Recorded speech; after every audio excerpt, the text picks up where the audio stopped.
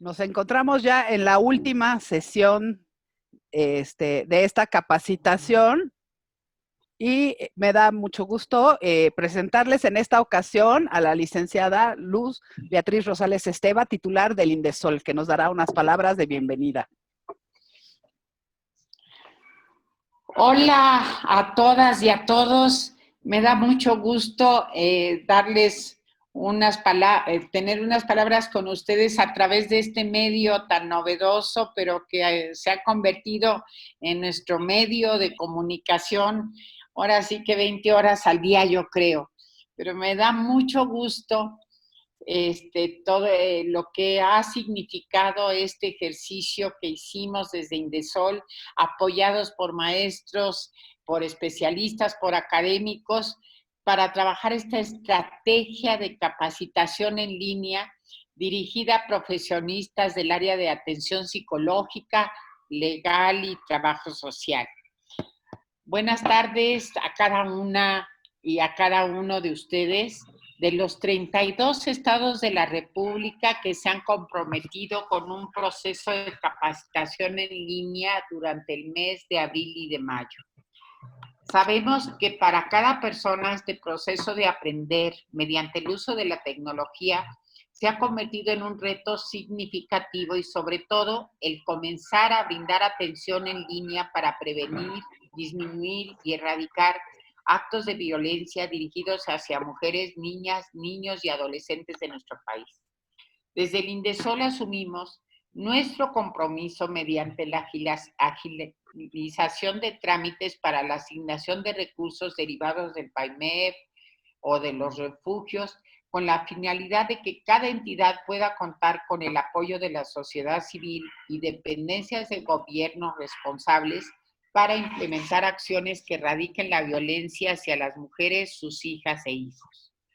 Confiamos en que cada uno de los temas vistos les ayudará a implementar estrategias para brindar atención telefónica a personas en situación de violencia que presenten síntomas relacionados con la crisis, ansiedad, angustia, depresión, sobrecarga emocional, ideación suicida o estrés postraumático, así como el acompañar a la persona a crear un plan de emergencia y seguridad que les lleve a salvaguardar su integridad emocional y física. Utilizar las técnicas aprendidas para disminuir la ansiedad o estrés tanto en mujeres, hombres, niñas y niños que se ha ido incrementando por la convivencia en casa. Los mecanismos adecuados para identificar casos de riesgo también que deban ser canalizados a refugios o casas de emergencia. Sé que el día de hoy se abordará el tema de prevención de abuso sexual infantil de la mano de Mari Balsa Sabac y Fernando Álvarez Vázquez, que de veras les doy las gracias por su apoyo y solidaridad para este proyecto.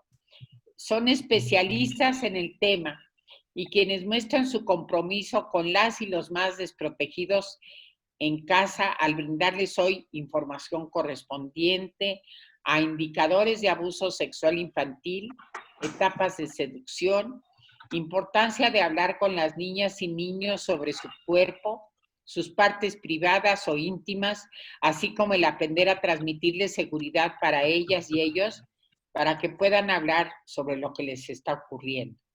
Lamentablemente, en esta contingencia hemos visto crecer el número de casos de abuso sexual infantil, aunque hasta este momento no se cuenta con una cifra exacta y no quiero caer en ella.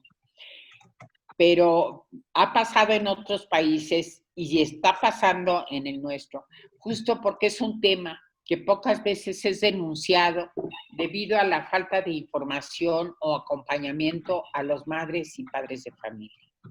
Deseo que el resultado de este tiempo de capacitación se vea consolidado en una atención profesional, ética y eficaz. Eficaz es muy importante, que nos lleve a poder encontrar el mecanismo adecuado para dar atención a cada persona que atendamos vía telefónica para incidir en la disminución de la violencia sexual, emocional o física que se ha incrementado, así como al crear estrategias para poder enviar un mensaje contundente a las mujeres de que no están solas y a los hombres de que existen más de una forma de ejercer su masculinidad y paternidad libre de violencia o de actitudes machistas o patriarcales. Agradezco a cada especialista que participó en este proceso, aportando tiempo, conocimiento y experiencia. Estoy segura de que cada una de las enseñanzas será invaluable en esta labor de prevención de la violencia. Reconozco la labor de la coordinación con cada instituto o secretarías de la mujer de los 32 estados de la República, así como la participación del personal del DIF, de fiscalías especializadas, de la Secretaría de Seguridad Pública, de la Procuraduría Municipal de Protección a Niñas, Niños y Adolescentes, de la Comisaría Municipal, de los Centros de Justicia para las Mujeres, de la Comisión Local de Búsqueda de Personas y Redes de Apoyo Psicológico. Felicito a las 2,000 profesionistas que se mantuvieron con toda atención y dinamismo desde la primera fase de la capacitación que tuvieron desde el mes de abril. Ya sé que muchas y muchos de ustedes ya están organizándose en cada estado para replicar la información y tienen un compromiso muy firme por acompañar a cada persona que están atendiendo en línea para darle una mejor atención y resolver en la medida de lo posible su solicitud de apoyo. Por nuestra parte, seguiremos impulsando espacios de actualización y capacitación en línea para darles mayores herramientas y recursos que les llevan a seguir dando un servicio de calidad cada vez mayor, profesional. Pues, sin más, quiero insistir en mi reconocimiento a cada una de ustedes que en forma presencial o en línea, que han inventado, que han hecho redes de apoyo con WhatsApp, que han visto la forma de no dejar atender a las mujeres que le están pidiendo apoyo. Y de veras, en esta contingencia, a las mujeres, a las niñas, a los niños, en esta contingencia se necesita mucha creatividad, pero sobre todo se necesita mucho compromiso, mucha ética, mucha entrega y muchas ganas de que esto cada vez se erradique más. La violencia en cualquiera de sus formas, y una de las formas gravísimas, pues es el abuso sexual infantil. De veras los dejo con Mari Balsa y Fernando Álvarez para que puedan darle pautas importantes para prevenir el abuso sexual infantil, porque las niñas y los niños merecen vivir con dignidad, respeto y seguridad. Muchísimas gracias a todo el equipo también que apoyó con esta iniciativa, y mi reconocimiento y que aprendamos mucho en esta sesión. Muchas gracias, Mari, muchas gracias, Fernando. Gracias, Luz. Gracias. Muchas gracias, Luz, por tus palabras siempre de apoyo y solidaridad. Y agradecemos la presencia de María Elena Balsa Sabaj y Fernando Álvarez Vázquez, fundadores de Sabiduría Sexual, una organización que desde hace más de 10 años han impulsado cursos de capacitación dirigidos a profesionistas y docentes para la prevención del abuso sexual infantil, así como para la realización de jornadas de salud y talleres dedicados a niñas, niños, adolescentes en educación de su sexualidad y cuidado de su cuerpo, así como a madres y padres de familia para tener un mejor acompañamiento con sus hijas e hijos, para favorecer la confianza, para resolver dudas y hablar sobre lo que ocurre y prevenir el abuso sexual infantil y el embarazo adolescente. María Balsa cuenta con la maestría en psicoterapia Gestalt y Fernando Álvarez en sexología, hipnosis y terapia familiar breve. Ambos son especialistas en terapia breve estratégica e hipnosis ericksoniana, y en 2019 escribieron un libro, Soluciones en Sexualidad Infantil y Adolescente. Actualmente, el libro de recetas mágicas para la sexualidad infantil, escrito por Fernando Álvarez, se encuentra entre los 10 libros más recomendados. Pues los dejo con ellos. Muchas gracias.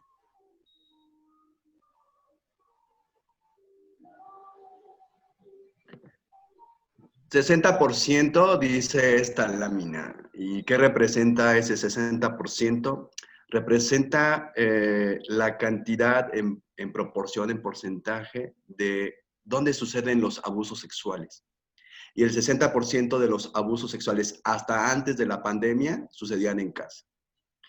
Y en este momento, en esta transición, en esta crisis que estamos pasando, pareciera ser que está aumentando ese 60% y se ha estimado, aunque no hay cifras oficiales, que está llegando a un 80%, por supuesto, lamentablemente.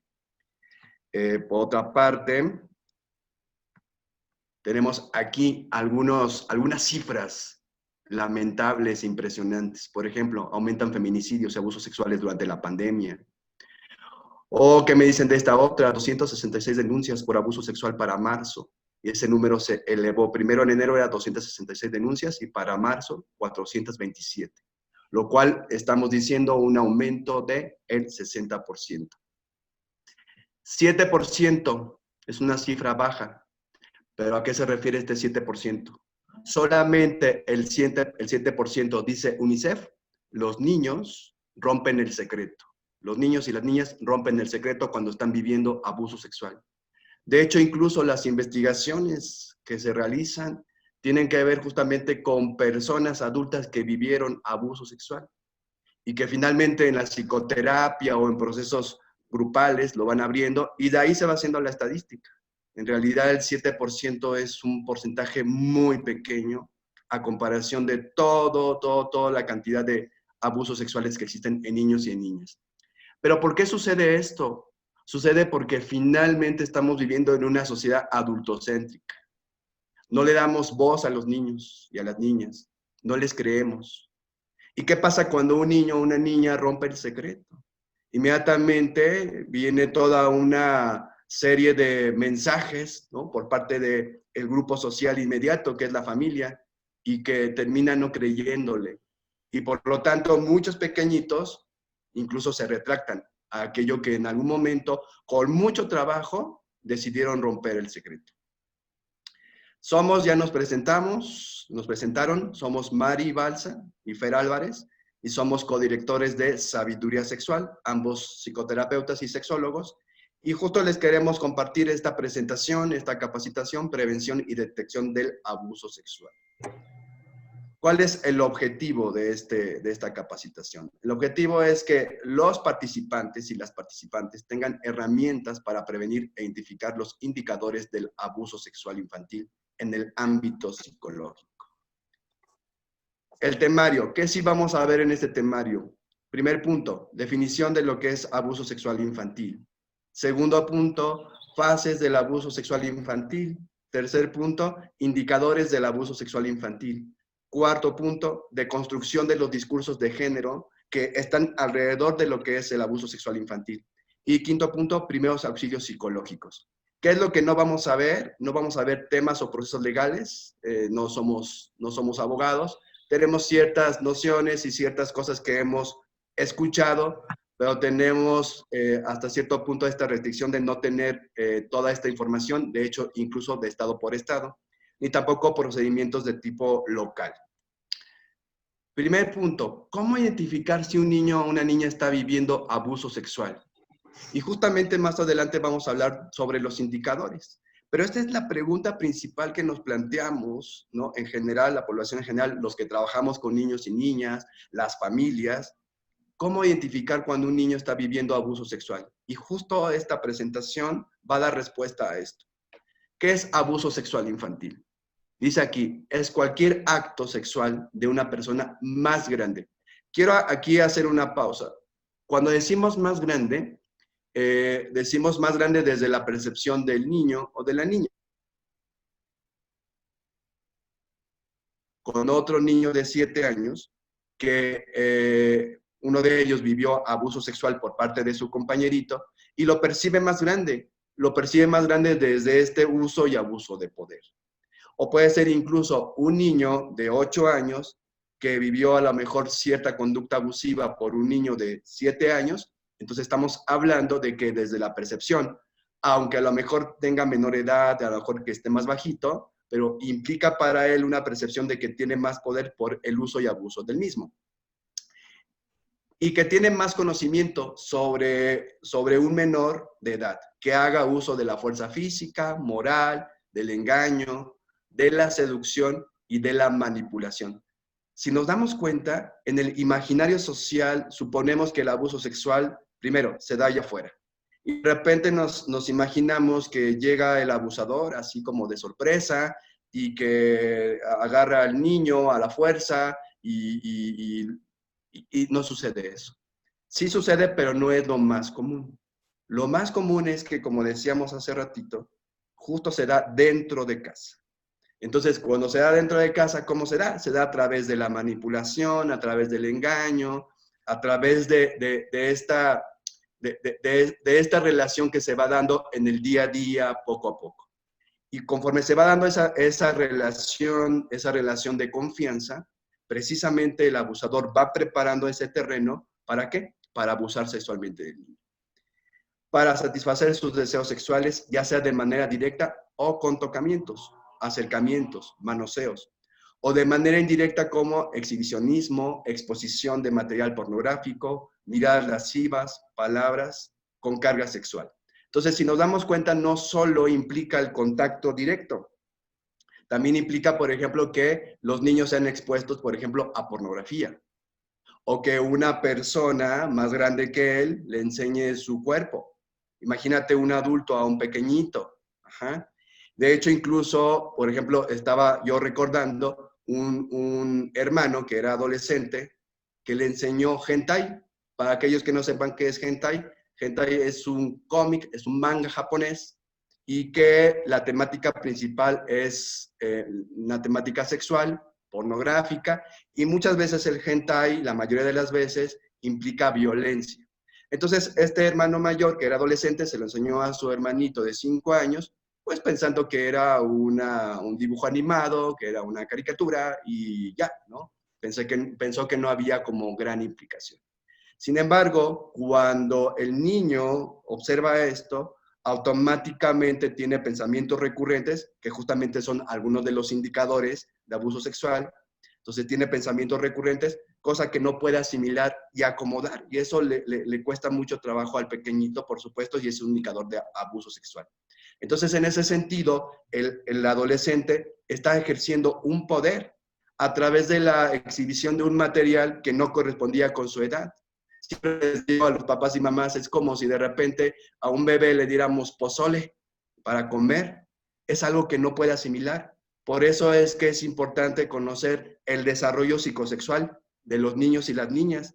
Para aquellos que van a incursionar en el tema de lo que es el abuso sexual, es importante que conozcamos, aparte de los derechos humanos, o los derechos de los niños y las niñas, también el desarrollo psicosexual. ¿Cómo se da este asunto del abuso sexual? ¿Cuáles son las fases?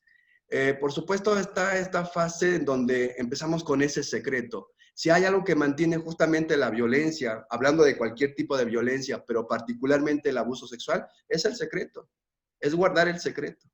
Entonces, a los niños, por supuesto, una vez que inicia el abuso sexual, que hay una seducción previamente, entonces se le pide justamente por esta cuestión de lealtad que guarde el secreto.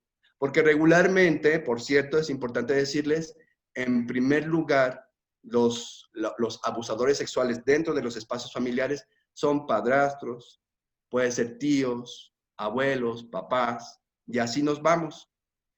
Y me pueden a lo mejor decir, oye, y las mujeres sí, pero en menor proporción, porque esto tiene que ver justamente con un tema de violencia de género, de patriarcado. Justo como hace rato mencionaba la licenciada Luz, que es importante trabajar esta cuestión de patriarcado, de violencia de género, de crear nuevas alternativas masculinas, porque precisamente estos mensajes culturales hacen que detonen en esto que llamamos abuso sexual.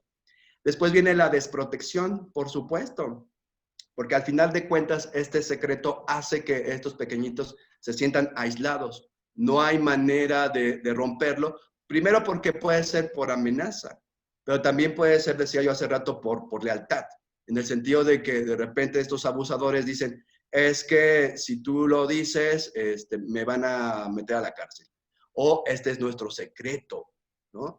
Y muchas veces los pequeñitos, con esta falta de contacto emocional por parte de un adulto inmediato, pues desde luego que aceptan esta condición con tal de recibir un poquito de cariño. Abro paréntesis, quiero comentarles algo.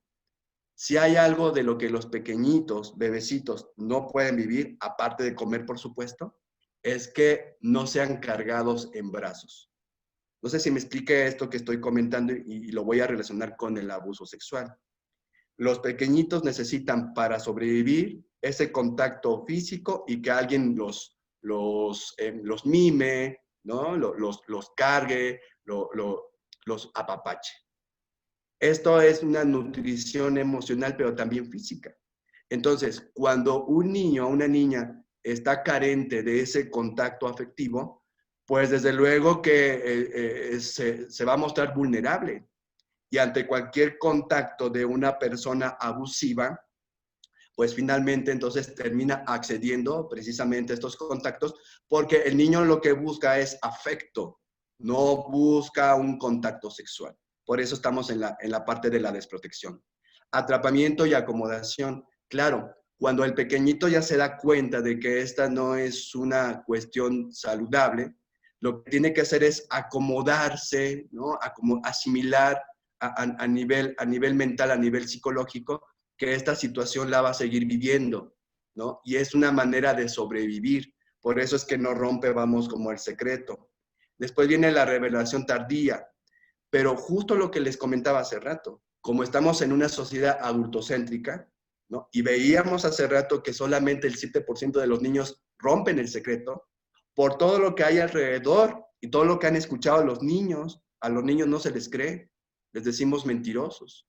Pero en este tema de abuso sexual, créanme, no mienten, por supuesto que no mienten. Y después viene la retracción y se vuelve un círculo de nunca acabar.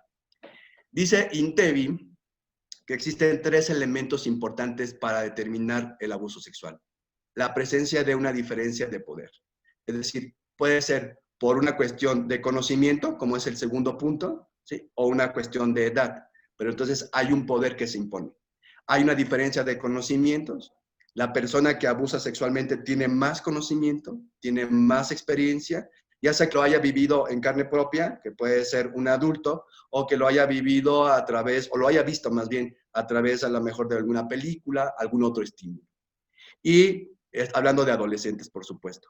Y la última es las diferencias de las necesidades satisfechas. Es decir, ¿se acuerdan que les decía hace rato? El niño va a buscar una cuestión afectiva. El abusador sexual lo que va a buscar es una cuestión más de tipo erótico. Entonces, estamos en 2 niveles distintos. Por eso no se valdría decir, es que me buscó, ¿no? Yo no lo busqué, espérame, ¿no? Te buscó por una cuestión afectiva, pero no por una cuestión sexual. Por eso es que son 3 elementos para determinar el abuso sexual. Indicadores, Mari va a continuar en esta parte. Bueno, pues tenemos divididos los indicadores por etapas para ir como también correlacionando con lo que decía Fer, que son las etapas de desarrollo psicosexual. Entonces, los indicadores que tenemos en la infancia temprana, es decir, en menores de 3 años, tenemos, por ejemplo, el retraimiento social, ¿no? Sabemos que más o menos a esta edad, pues ya tienen como interacción, ya hay como ciertas habilidades de socialización, algún tipo de juego, etcétera. Entonces, notar un cambio en esta parte, como ya se venía desarrollando el pequeño o la pequeña, pues son un indicador. Es importante aclararles que los indicadores no significa que cuando estos aparecen automáticamente se pueda presumir que hubo un abuso, ¿no? Son como foquitos que nos podrían dar luz para darnos cuenta. Ni significa que si hay abuso estén todos, ni que si hay 1 o 2 de estos indicadores sea como por obvio que sucedió un abuso. El segundo, en esta etapa temprana, en esta infancia temprana, son las alteraciones en las conductas que pueden ser agresivas o regresivas, ¿no? Entonces, si nosotros notamos un cambio o si los cuidadores están notando un cambio de conducta en estos pequeños, en este sentido, o sea que, por ejemplo, una conducta regresiva a lo mejor es como chupar, chupar, chupar, o sea, regresar a una etapa donde se relacionan a través de la boca solamente, o a lo mejor más agresivo, defenderse, aventar, pegar, cosas que ya controlaba, que ya había, digamos, avanzado en cuestiones del desarrollo, y que el cuidador se dé cuenta que está volviendo como a portarse como bebé, como en etapas anteriores, ¿no? Otro sería temores sin justificación ante personas o situaciones determinadas. A lo mejor, no sé, por ejemplo, los abuelos o los tíos ya eran personas conocidas para el niño o la niña, y de repente ya no quieren estar, o los ven venir y se asustan, o presentan así como que evitación, ¿no? No querer estar con ellos. Todos estos temores sin justificación, es decir, no ha pasado nada, supuestamente, ¿no? Entonces, si hay cambios en las conductas hacia ciertas situaciones o lugares, ¿no? Por ejemplo, a lo mejor llegar a casa de cierta persona, pues el niño se torna inquieto, se torna molesto, o no quiere acercarse a algún sitio. Entonces, todos estos, como les decía, son indicadores, solamente son como alarmas que se pueden ir prendiendo, alteraciones en el sueño, ¿no? Como a lo mejor pesadillas, terrores, o no poder conciliar el sueño, o dormir mucho. Entonces, es como alterar algún patrón que ya se venía presentando y que ya se habían formado a lo mejor ciertos hábitos en el niño o la niña. Entonces, estos 4, ahora también, bueno, estos 3 que se repiten en la infancia de preescolares, las alteraciones o conductas agresivas o regresivas en los preescolares también se pueden llegar a presentar. Temores sin justificación también se pueden llegar a presentar, y las alteraciones del sueño. Aquí agregamos en los preescolares signos y síntomas de estrés postraumático, ¿no?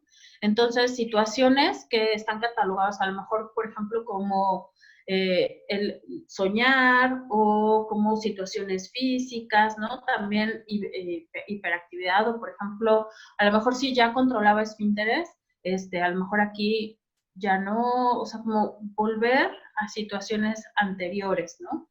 Hiperactividad repentina, ¿no? A lo mejor puede ser que alguien viniera con un ritmo así, y a lo mejor es hiperactivo por otras situaciones, pero si de repente, ¿no? Hace este cambio, o disociaciones también, ¿no? O sea, sería como algunas adicionales a las que ya les había comentado. Y en escolares y preadolescentes, aquí es lo anterior igual, lo que se suma son estas conductas que les voy a comentar. Dificultad en el aprendizaje, baja de calificaciones, de aprovechamiento, ¿no? Los cuales aparecen de manera brusca, ¿no? Puede ser que le haya ido mal en una materia, en un examen o en un periodo, ¿no? Por cierta circunstancia, pero si es algo que usualmente no ha pasado, que usualmente no presenta el niño estas conductas, o la niña, o quizá, ¿no? Ya son 2 periodos seguidos, entonces ya nos habla de que sí realmente hay una situación que hay que atender, ¿no?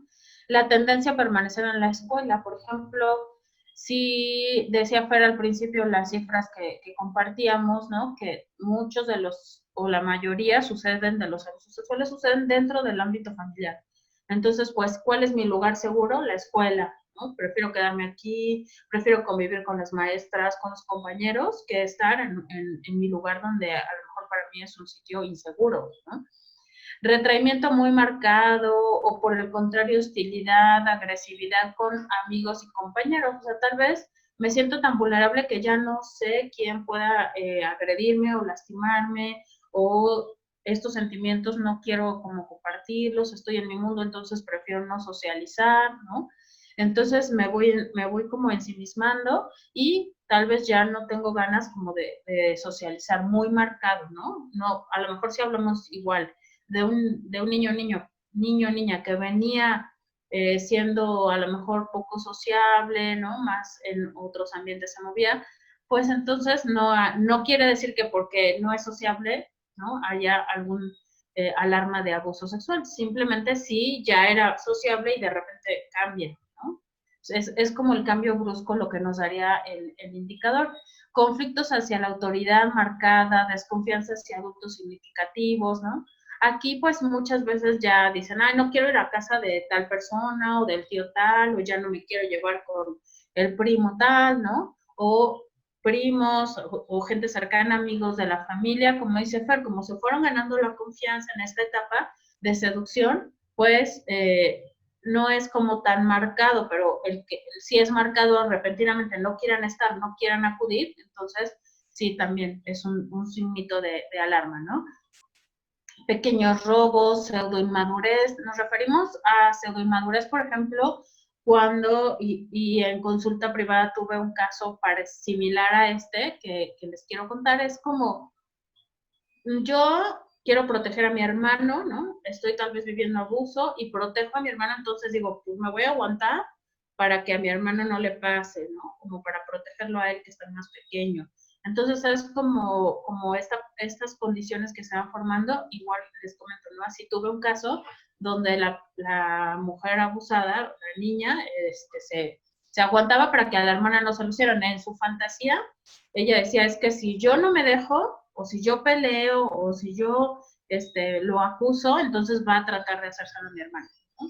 Mentiras, pueden estar relacionadas o no con el abuso, pero así como que decir cosas, y a lo mejor pues hasta son obvias, pero pues como el niño está en una situación o la niña está en una situación de confusión, alterados, en crisis, pues entonces se van haciendo como estas mentiras, aunque sean muy obvias, desesperanza, tristeza, ¿no? Un cambio en el estado de ánimo muy marcado, muy repentino. Incluso puede haber hasta fugas del hogar, ¿no? Si es alguien que está como muy cercano, viviendo muy cerca de mí. En los adolescentes propiamente, ¿no? Se dan conductas de riesgo, incluso en su integridad física, ¿no? Como automutilaciones, intentos de suicidio, consumo de drogas, o sea, tratan o sea, se ve un cambio, ¿no? En ellos. Igual fugas del hogar, retraimiento, ¿no? Volvemos a esto donde a lo mejor estoy pasando situaciones tan fuertes que no quiero socializar, no me interesa jugar, no me interesa convivir, ¿no? Sobreadaptación, delincuencia, o sea, quiero pertenecer, quiero estar en la escuela, ahora me voy a meter a esto, me voy a meter al otro, con tal de no ir a la escuela, a mi casa, y con tal de encontrar apoyo y encontrar contención, ¿no? Delincuencia, trastornos disociativos, ¿no? O sea, trastornos incluso de conducta alimentaria también nos pueden dar una ingesta desmedida, ¿no? O pues una baja repentina en el apetito cuando no venía siendo así, o no es como lo típico de los adolescentes, ¿no? La premisa principal de todo esto. La premisa principal dice aquí, las experiencias de las personas son vividas como relatos.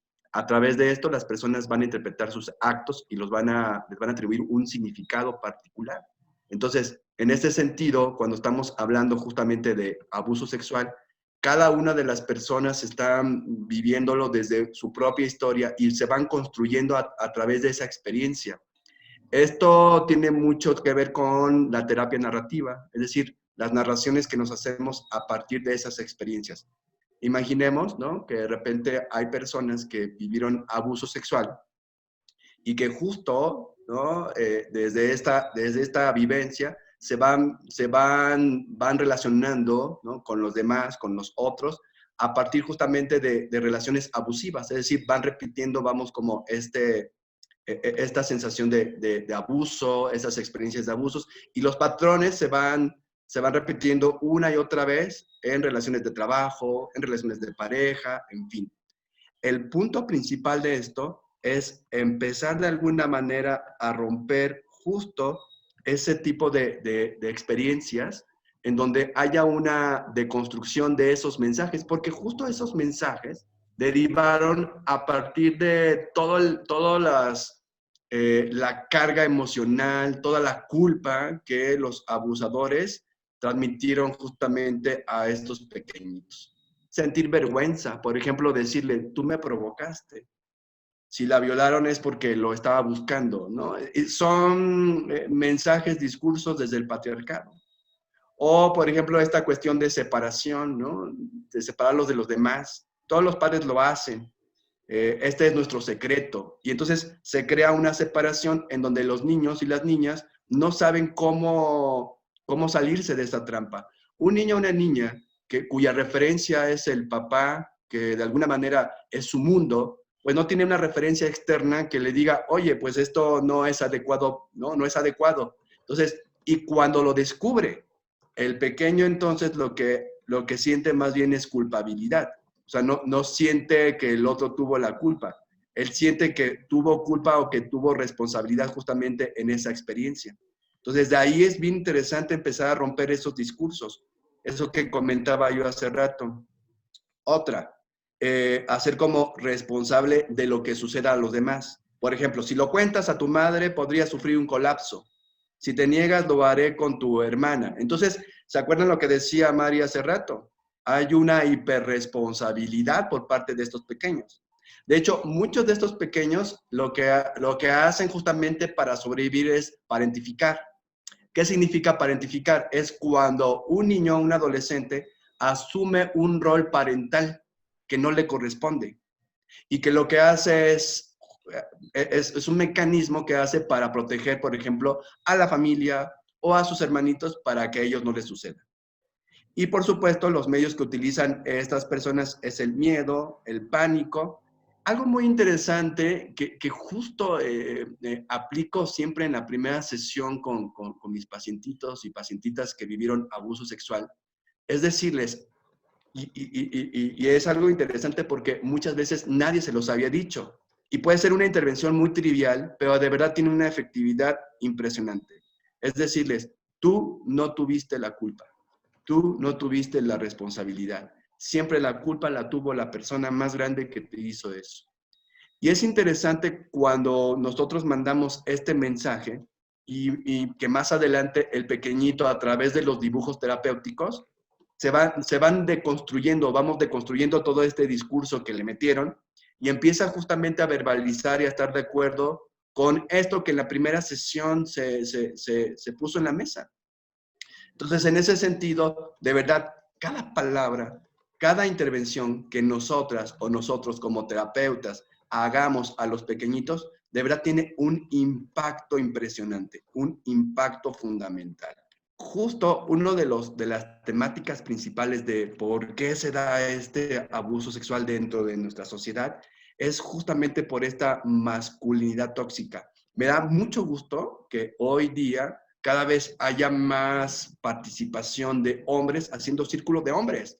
Esto es muy interesante. Por cierto, hago comercial, hay un grupo que se llama Mankind Project, MKP, que de hecho tiene muchos grupos en línea para aquellos hombres que quieran trabajar una masculinidad diferente y es sin fines de lucro. Entonces, está padrísimo. Hay muchísimos, por ejemplo, círculos, muchísimos espacios para hombres en donde necesitamos justamente crear un cambio en esa mentalidad que finalmente como hombres hemos tenido privilegios que a veces no queremos nosotros soltar. ¿Cuáles son las intervenciones con los adultos que vivieron abuso sexual? Por ejemplo, ¿cómo te explicas que hayas desafiado el secreto al revelar el abuso? Fíjate que es bien interesante porque cuando llegan, decía yo hace rato, los adultos a terapia, regularmente vienen con un discurso de no tener herramientas o elementos para afrontar la vida. Pero cuando hacemos este tipo de intervenciones, lo que hacemos es movilizar justamente esos recursos. Es bien interesante. Por ejemplo, ¿cómo fuiste capaz de revelarlo? ¿Ah? ¿Cómo fuiste capaz? Porque seguramente lo reveló en algún momento o lo reveló ahí en terapia, no importa, pero es darle justamente mérito a este acto, a esta acción que acaba de realizar o que realizó hace algunos años. ¿Cómo lograste darte prioridad a ti misma? ¿Cómo le hiciste? ¿Qué pensaste? ¿Cómo juzgas el hecho de haberte sentido lo suficientemente fuerte para superar la costumbre de anteponer siempre a los demás? Lo que comentaba hace rato, tenemos narraciones, tenemos discursos, y entre ellos, entonces de repente anteponemos a los demás, sobre todo cuando las personas viven abuso sexual. Y así, son una serie de preguntas que vale la pena plantear a los niños, a las niñas y a los adultos que vivieron abuso sexual. Vas, Mari.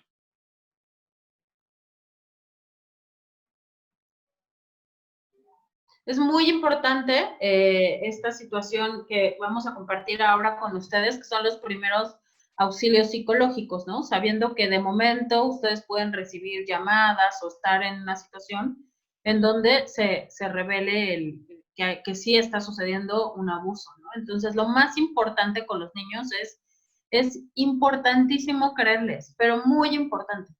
Parte de lo que nosotros hacemos en sabiduría sexual como prevención para la sexualidad, para el abuso, ¿no? Como parte de la educación para la sexualidad es generar, o sea, que haya una relación entre los padres y los niños, ¿no? Y las niñas. Entonces, cuando hay una relación, pues entonces es cuando se puede atrever el niño o la niña a romper el secreto que Fer decía que es muy bajo el porcentaje, el 7%, ¿no? Entonces es fundamental que se le crea, es muy raro, muy raro, que un niño o una niña invente un abuso sexual con alguna finalidad. O sea, que a ellos les cuesta muchísimo trabajo romper el secreto, como nos decía Fer, entonces ya que lo lograron es crucial que se les crea, ¿no? Entonces, clarificar el hecho en sí, está bien identificar el evento, evitando la negación para confundir a la víctima, ¿no? Por ejemplo, algo así como que dijeran, ay, es que fue mi tío y yo como mamá trata de decir, no, tu tío es incapaz, era un abrazo, o no, tu tío es incapaz, lo que pasa es que tú lo interpretaste mal, o sea, eso, no, evitarlo a toda costa, ¿no? Creerle, escuchar el discurso, clarificar el hecho, o sea, qué pasó, cómo estuvo, en dónde estaban, eso sí, pero no tratar de influir en la versión, ¿no? O tratar como de disimular que no fue abuso, porque tal vez como adulto, ya sea que yo sea familiar de la persona que lo cometió, amigo, o sea mi pareja, lo que sea, ¿no? Entonces también reconocimiento del agresor. En la medida que sea posible, alejar al niño o la niña del agresor. O sea, si puedo cambiarlo de lugar, si puedo cambiarme de casa, si puedo no permitirle o poner un límite a la entrada a él, al agresor, a donde está el niño, niña, mucho mejor. Ajá.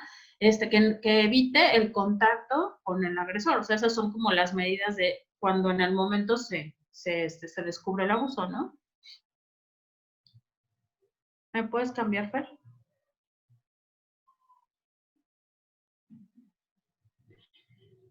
Otra de las situaciones que hay que tomar en cuenta es que es muy importante que toda la exploración física sea con muchísimo respeto, con calidez hacia el niño. Hay protocolos para esto, ¿no? Atender las lesiones físicas es obviamente como lo urgente, lo básico también, además de la parte psicológica, y los sentimientos de culpa y amor. Cuando nosotros como psicólogos, ¿no? Nos damos cuenta que o recibimos la noticia o descubrimos o nos dicen que hay un abuso, lo más importante, bueno, nosotros nos concentraremos en el niño, pero es importante tomar en cuenta a la familia, ¿no? Toda la gente que está alrededor de él sufre, o sea, es decir, la mamá, el papá, tal vez los hermanos, ¿no? Las personas cercanas a él, de alguna manera también sufren el abuso, ¿no? Entonces, tomar en cuenta, incluir a los demás en esta situación de abordaje, ¿no? Tratar de que el niño esté seguro para que, pues, esté lo más en paz que se pueda, ¿no? El ambiente que hay que proporcionarle es de seguridad, es de paz, ¿no? Para que la víctima pueda confiar y estar de alguna manera mejor, ¿no? O sea, no decir, hoy, pues, ¿para qué abrir, no? O sea, ¿para qué dije si esto se hizo un caos? O sea, de la reacción que tengan los papás, y la gente cercana al revelar el abuso, va a depender mucho el tratamiento y la evolución hacia mejoría, ¿no?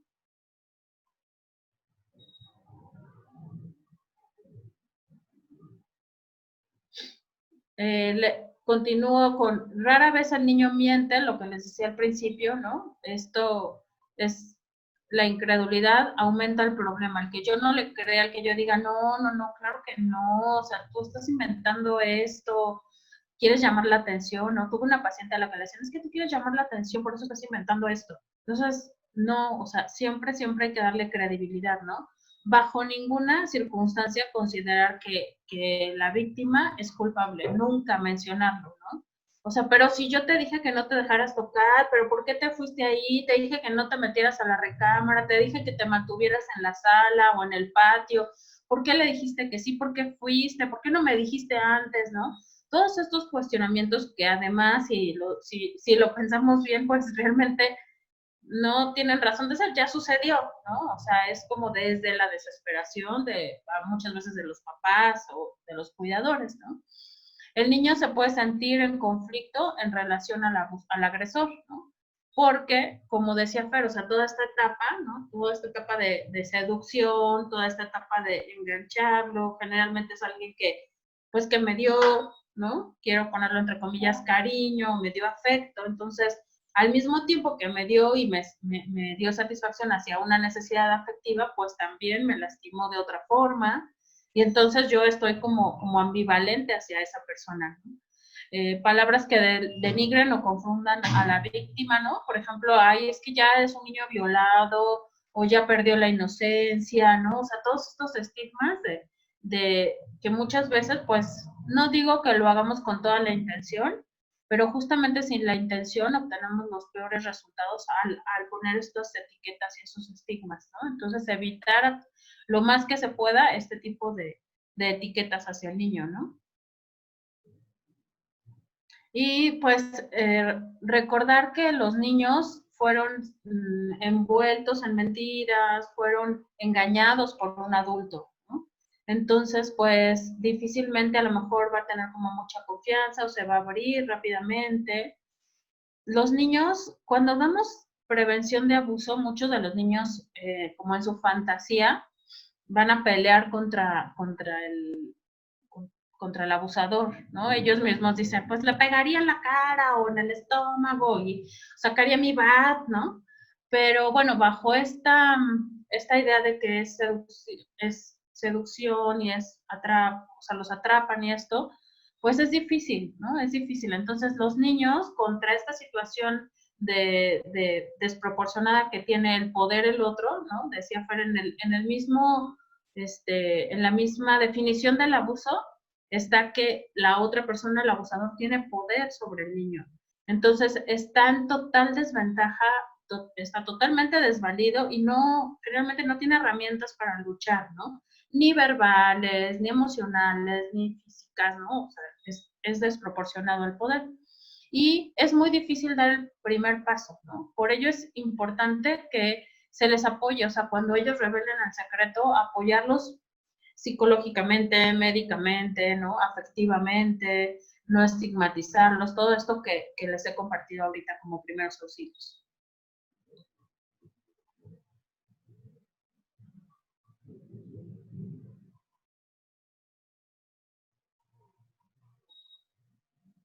Fernando.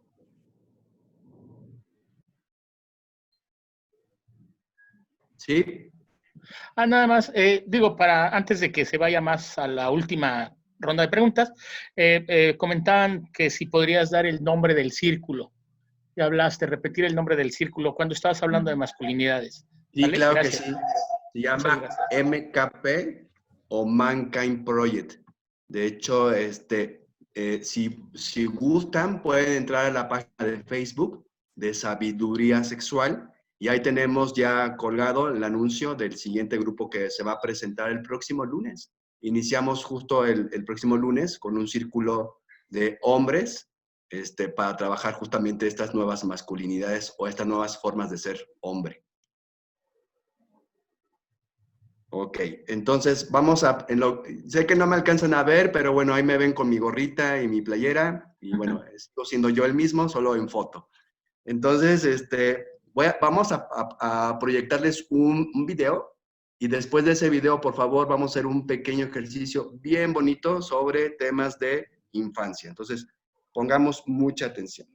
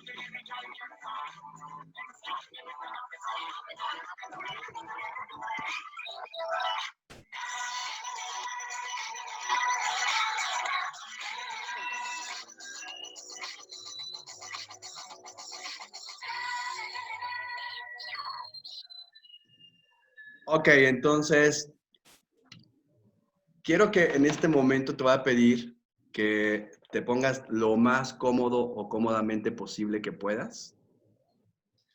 Acomódate lo más cómodamente posible que puedas. Puede ser sentada, sentado, acostado o acostada. Y te voy a pedir que cierres tus ojos y que respires profundamente. 2 o 3 veces. Y lo único que quiero es que estés cómodo o cómoda.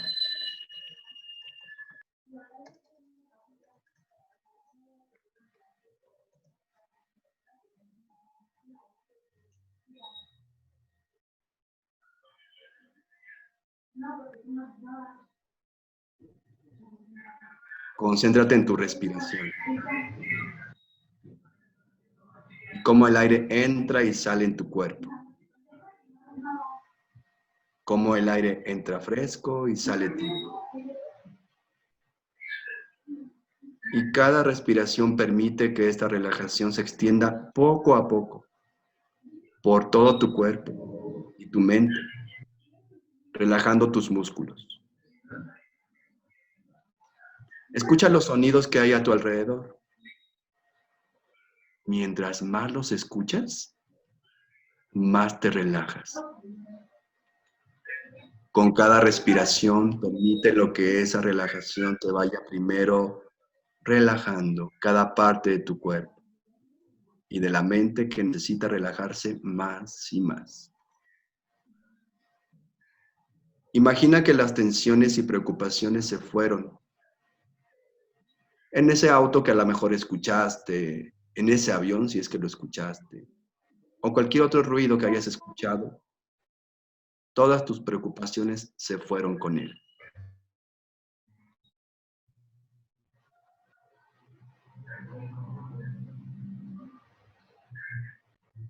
Sigue respirando profundamente.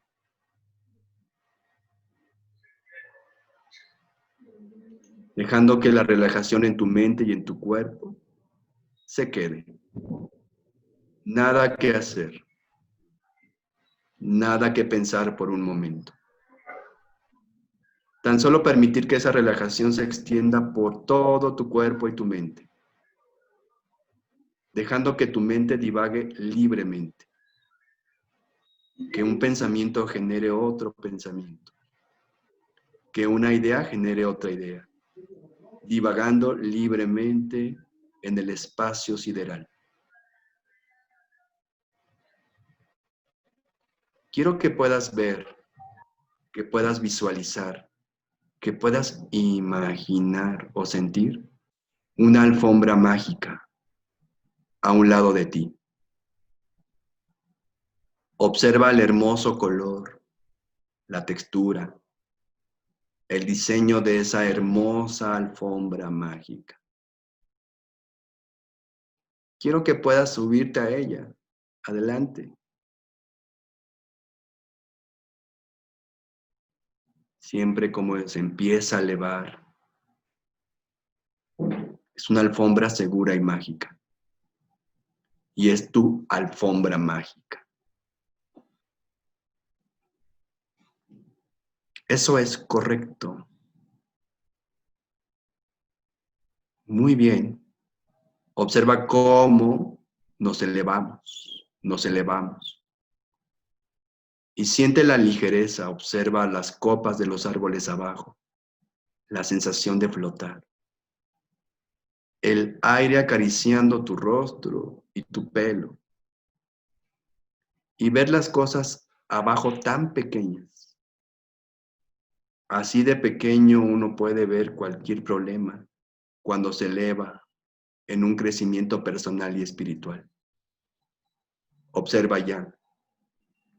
Allá a lo lejos se observa un arco iris. Vamos hacia allá. Míralo. Un hermoso arco iris. Dile a tu alfombra que vaya a ese arco iris. Observa los hermosos colores violeta, amarillo. Observa ese color que te gusta a ti. Y ahora te voy a pedir algo. Que pases detrás de ese arco iris, donde no hay límites de tiempo, ni límites de espacio. Y vamos a sentir la descarga de esa energía sanadora del arco iris. Pasemos, pasemos. Ahora estamos de este lado. Mira qué bello paisaje. Observa. No sé si sea un bosque o un campo. Observa su hermoso color. Y entre más viajas, descubres cosas. Observa abajo, allá abajo. ¿Ya viste? Hay un niño o una niña, no lo sé. Te está haciendo una señal con la mano, como que te está llamando. Baja tu alfombra hacia ese niño o esa niña. Entre más te acercas, te recuerda a alguien. Parece que se parece a ti. Baja de la alfombra. Deja que quede flotando o que descanse en el piso, como tú le ordenes, como tú le pidas. Acércate a ese niño o a esa niña que se parece a ti. ¡Wow! Eres tú cuando eras pequeña, cuando eras pequeño. Y quiere decirte algo, ¿eh? Hay cosas que no le ha dicho a nadie y quiere decírtelas a ti. Deja que te cuente, que te tenga confianza. Hay cosas en su corazón. Parece que tiene algo que comunicarte o un secreto que decirte. Déjalo que te lo diga. Escúchala, escúchalo. Eso es, deja que te cuente. Tú eres su mejor amiga, su mejor amigo. Eres tú mismo, tú misma, tu niño interno. Es una niña realmente tierna, un niño tierno.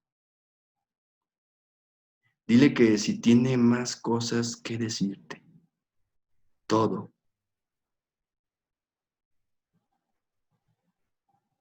Dile que te lo diga a ti. Correcto. Muy bien.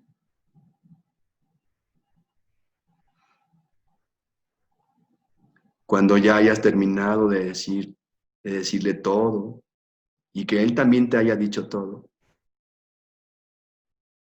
respira profundamente.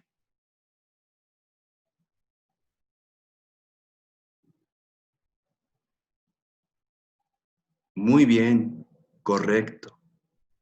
Dale un abrazo a ese niño o a esa niña. Dale afecto.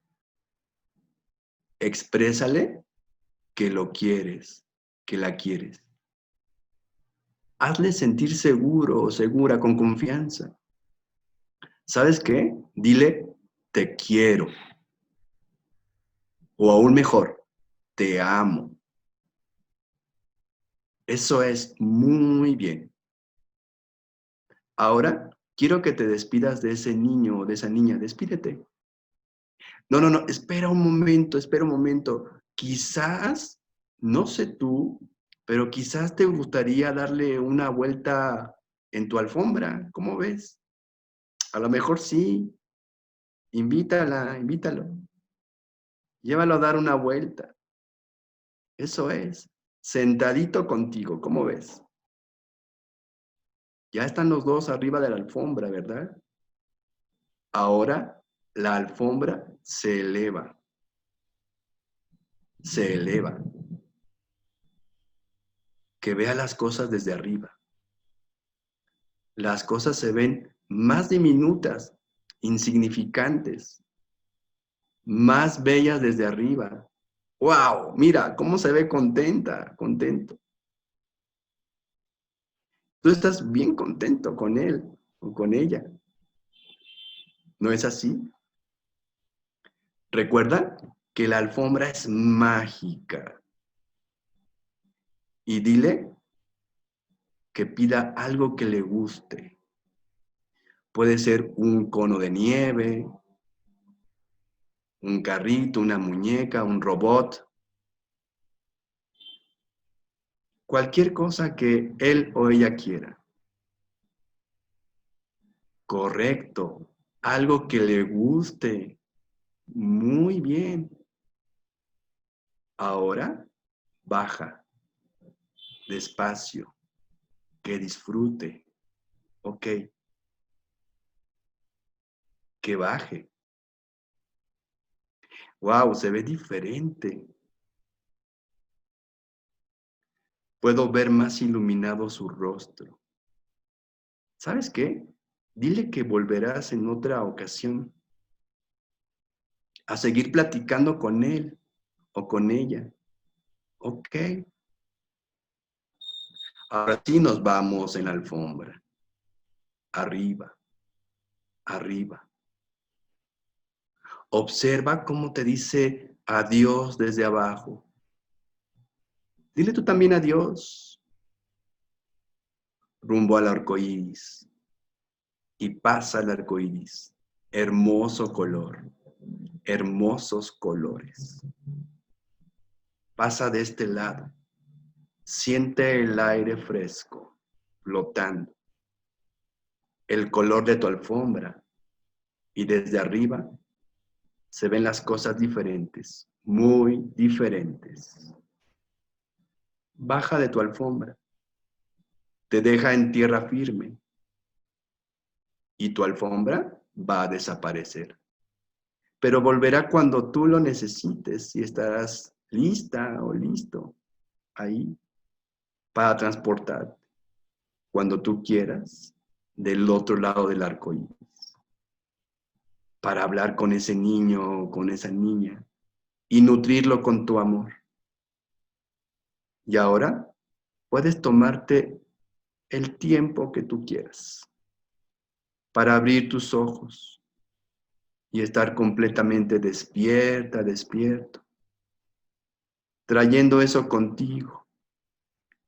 Poco a poquito y cuando quieras puedes abrir tus ojos, quedándote con la sensación de esta experiencia maravillosa, de haberte reencontrado con tu niño o con tu niña.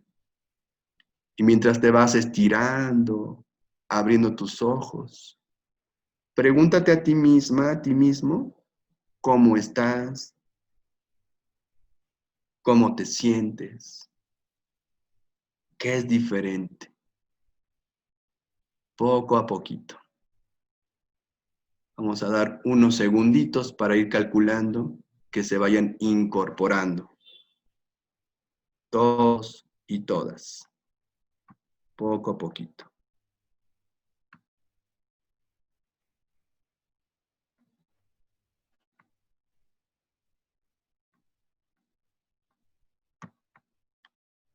Y mientras te vas incorporando, te voy explicando un poco de qué va este ejercicio. Cuando trabajamos con niños o con niñas que vivieron violencia, cualquier tipo de violencia, incluyendo la violencia sexual, por supuesto, tenemos que reconectar con nuestra propia historia. Nosotros y nosotras, como servidores o servidoras de la humanidad, tenemos que reconectar con nuestra propia humanidad. Más allá de ver un paciente como etiqueta, o más allá de ver un usuario como etiqueta, tenemos que mirar a un ser humano no ajeno a nosotros o a nosotras, que tiene su propia historia, que tiene su propia vida y sus propios juicios, su propia familia. Y cuando nosotros revisamos nuestra propia historia infantil, y ver que hay ciertos momentos o episodios en nuestra vida que a lo mejor no fueron tan felices, pero que podemos en este momento hacer una reestructuración y rescatarnos como parte de este ejercicio que acabamos de hacer. La conexión con el otro es distinta. No es una persona ajena a mí. Es una persona que tiene mucho parecido a mí. Y de eso se trata. A veces nos preguntan en las conferencias, ¿cómo hacer para que los niños nos tengan confianza? Reconéctate con tu niño o con tu niña. Si eres psicólogo, psicóloga, si eres abogado, abogada, trabajador social, no importa la profesión. Más allá de esa etiqueta, de esas etiquetas académicas, somos seres humanos y tuvimos una infancia. Y a veces en estos ejercicios toca descubrir cosas, como de repente sentir que aún no hay ciclos terminados en nuestra infancia y que necesitamos terminarlos. Porque este es un tema muy delicado, el tema del abuso sexual. Y cuando nosotros no trabajamos nuestra propia historia sexual infantil, terminamos embarrando el caso, prejuiciando o viendo al otro como un otro ajeno a mí, como un objeto. Y no se trata de eso. Se trata de mirarnos como seres humanos. Ok, bueno, una de las preguntas iniciales, Fernando, fue ¿cuál es la fuente de las cifras? Manejaste algunas cifras al inicio. Y bueno, Fanny Ansúrez pregunta cuáles son las fuentes. Sí, fíjate que justo esas cifras las obtuve yo hice apenas mi tesis, bueno, ya me acabo de titular de la segunda maestría, que es en terapia familiar sistémica e hipnosis, y justo hice mi tesis sobre abuso sexual en tratamiento con terapia breve, en pocas sesiones. Y esas cifras derivan justamente de la OMS, Organización Mundial de la Salud, y UNICEF, ¿no? Son cifras oficiales precisamente de esto. El estimado, el 80%, eso es un estimado de algunas fuentes periodísticas, Excelsior, ese por eso decía es un estimado, no es una cifra oficial, pero el 60% sí, proviene justamente de la OMS, lo mismo que el 7%, ¿no? Ellos consideran y hacen un estimado de que solamente el 7% de los niños y las niñas revelan el secreto. Entonces, esa es la fuente. De todos modos, con todo gusto, me pueden mandar un correo, ahí está el correo, y les mando incluso el documento, con todo gusto. Ok, otra pregunta de Cristal. Dice, en cuestión de abuso sexual tengo una duda. Tengo información de que no importa el tiempo que haya pasado. Se puede hacer largamente una denuncia, pero ¿cómo le hacemos en terapia para las personas donde la autoridad no ha hecho nada y se sienten desoladas en ese aspecto? Ok, en la tema legal decíamos hace ratito que pues no nos íbamos a meter porque no es nuestro campo, pero en el tema terapéutico o clínico, justo se trabaja con esa frustración, con esa decepción. Hay varias técnicas, ¿no? Pero justo el punto importante es trabajar con el material que nos traiga el paciente. Si es un adulto o una adulta que jamás se le hizo caso por estas cuestiones a lo mejor de que se aplicó la denuncia o no, los papás no hicieron caso, entonces es trabajar precisamente con técnicas como, por ejemplo, hay una en hipnosis que se llama autorrescate.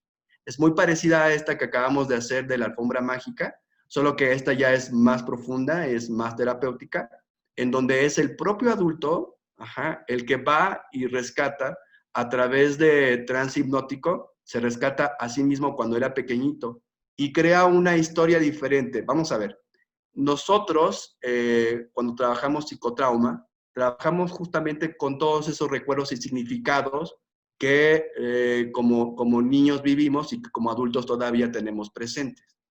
Entonces, y todo esto se va dando a través de la mente inconsciente. Entonces, la mente inconsciente tiene como muchos elementos que hacen que precisamente creemos una narración, una historia. Cuando somos adultos, podemos entonces podemos reescribir nuestra historia a través de técnicas muy profundas como por ejemplo lo que es la hipnosis, ¿no? Existen otras, pero esta principalmente es la que nos ha funcionado muy bien. Entonces, cuando hay una reestructuración o se reescribe una historia, el adulto ya no se percibe, vamos, como desde esta indefensión, sino justo hace una nueva historia, una nueva versión, y a partir de esa nueva versión en donde se rescata al niño o la niña, entonces empieza a ver sus propios recursos y por supuesto cambia su presente. Justo estaba yo ahorita recordando, hay un documental hermosísimo que se llama Recableado o Rewired en inglés, y es del doctor Joe Dispenza. Es un científico que está justamente analizando todas estas cuestiones neurológicas y cómo quedan grabadas las experiencias del pasado. Y cuando tenemos experiencias del pasado, ¿no?, que es el pasado familiar, como así le llama, entonces tenemos un futuro predecible.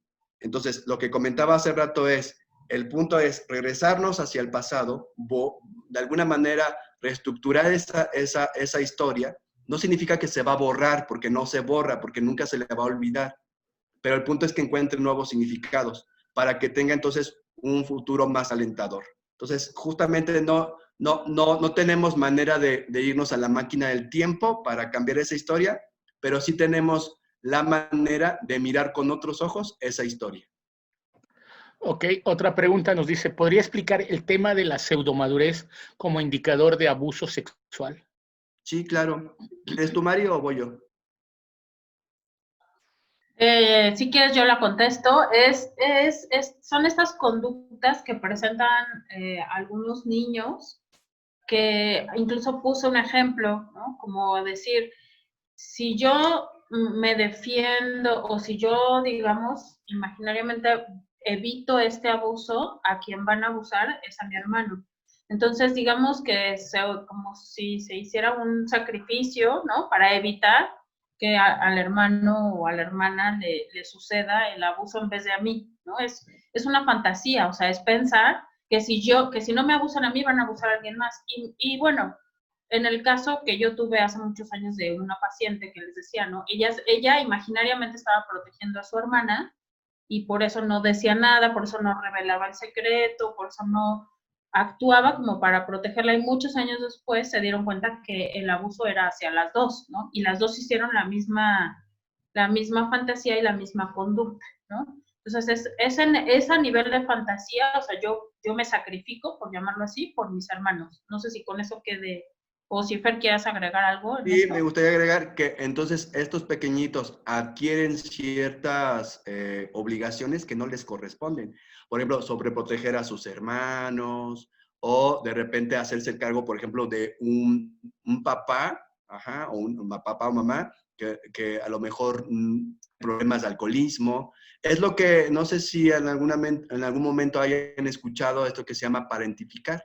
Es decir, cuando un pequeñito asume un rol que no le corresponde y como adulto, más adelante, le cuesta mucho trabajo crear relaciones, porque justamente vamos, como la idea o el introyecto de que tiene que cuidar a sus papás, ¿no? Entonces, a veces son los que se quedan con los papás cuidándolos, ¿no? Entonces, hay como una sobreresponsabilización hacia los demás.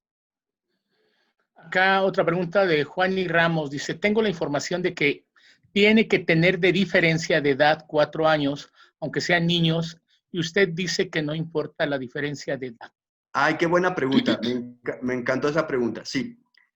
Hay dos tipos, vamos a hablar de dos tipos de lenguaje. Un lenguaje de tipo legal, que efectivamente estamos hablando de una diferencia de 4 o 5 años, pero aquí estamos hablando más bien de una cuestión más clínica.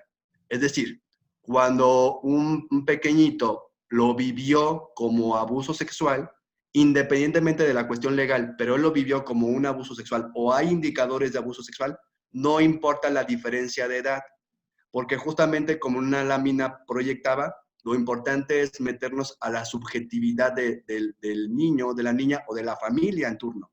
Voy a contar otro ejemplo que justamente tiene que ver con esto, con las subjetividades. Resulta que en algún momento unos papás llegaron y me dijeron, oye, pues fíjate que cachamos a mi hijo siendo abusado sexualmente por su primo adolescente y el pequeñito tenía, creo que en aquel entonces, 7 años. ¿Y qué hicieron? Les pregunté. Y la mamá, ella era psicóloga, por cierto, y tenía como muchas herramientas, incluso personales.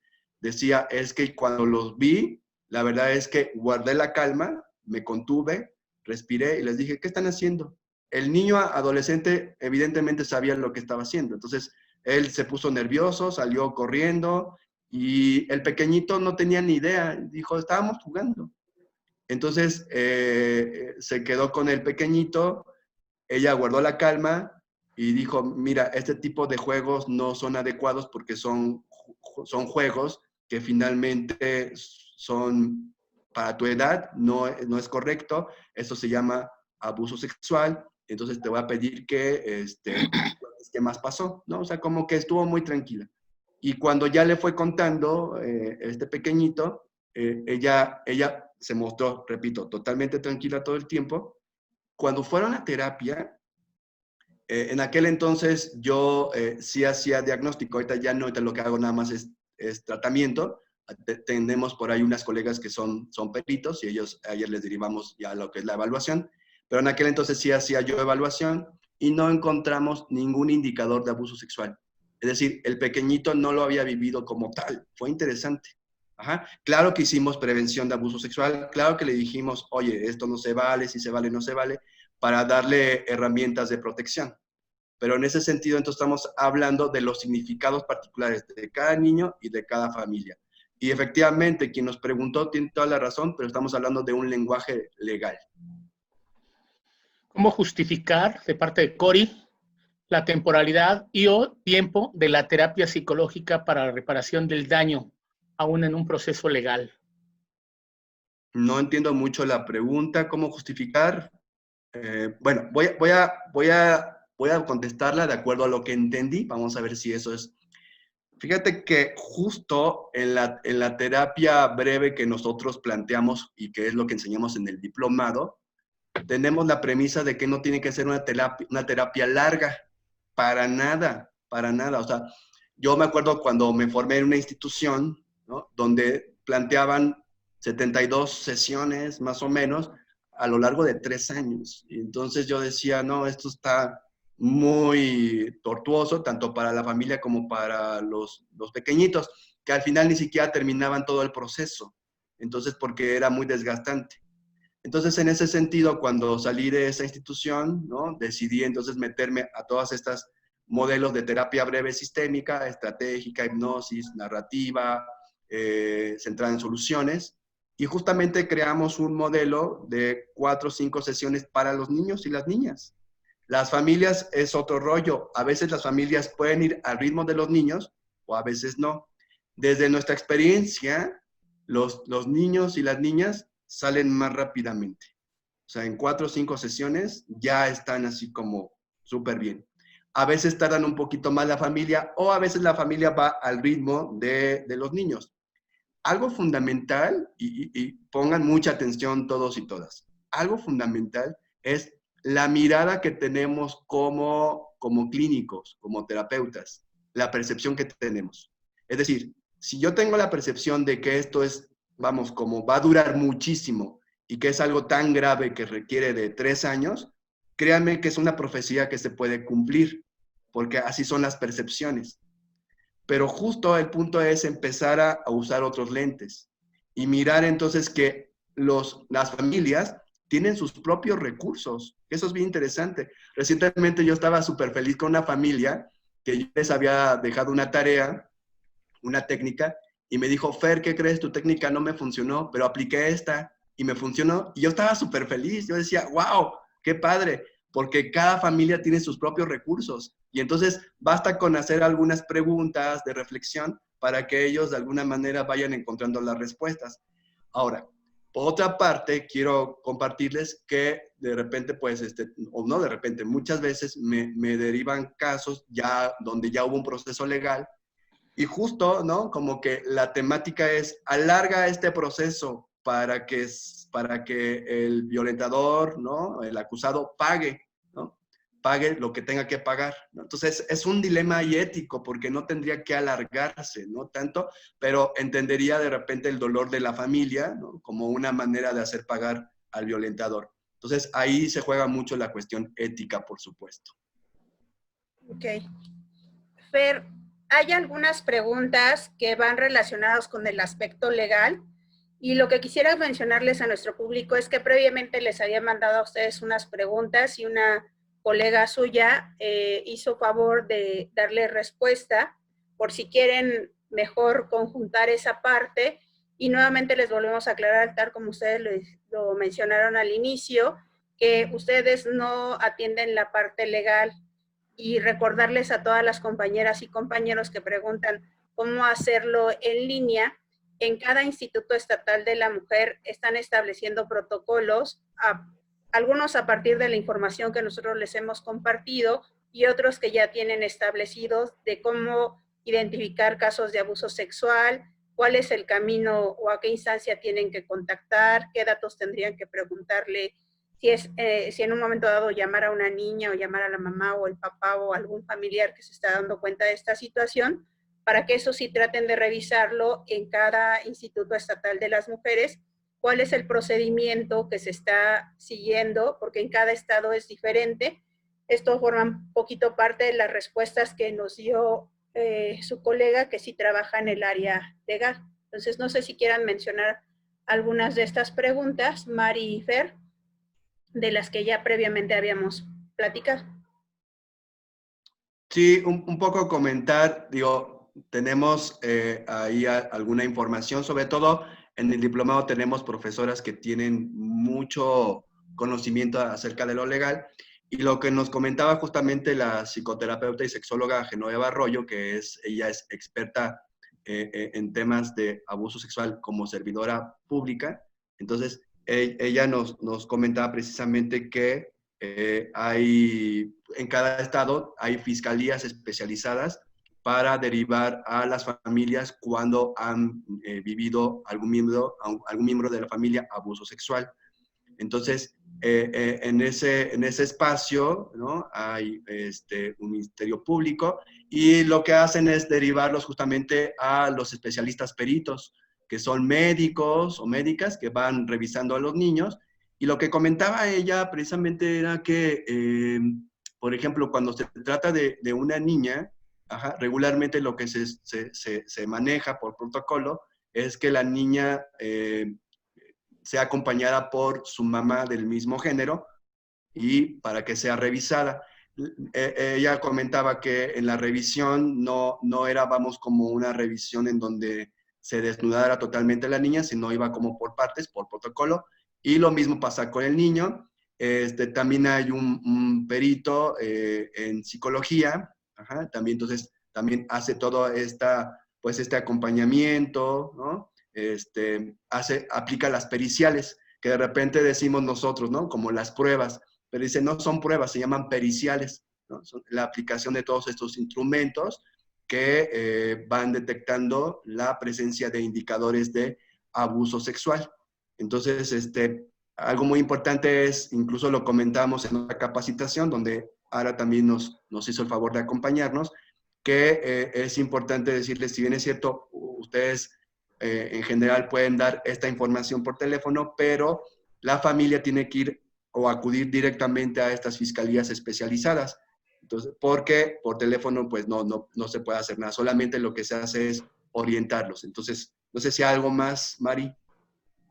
Sí, algunas de las preguntas que le hicieron que hicieron a través de ARA, me parece que sí hay que puntualizar.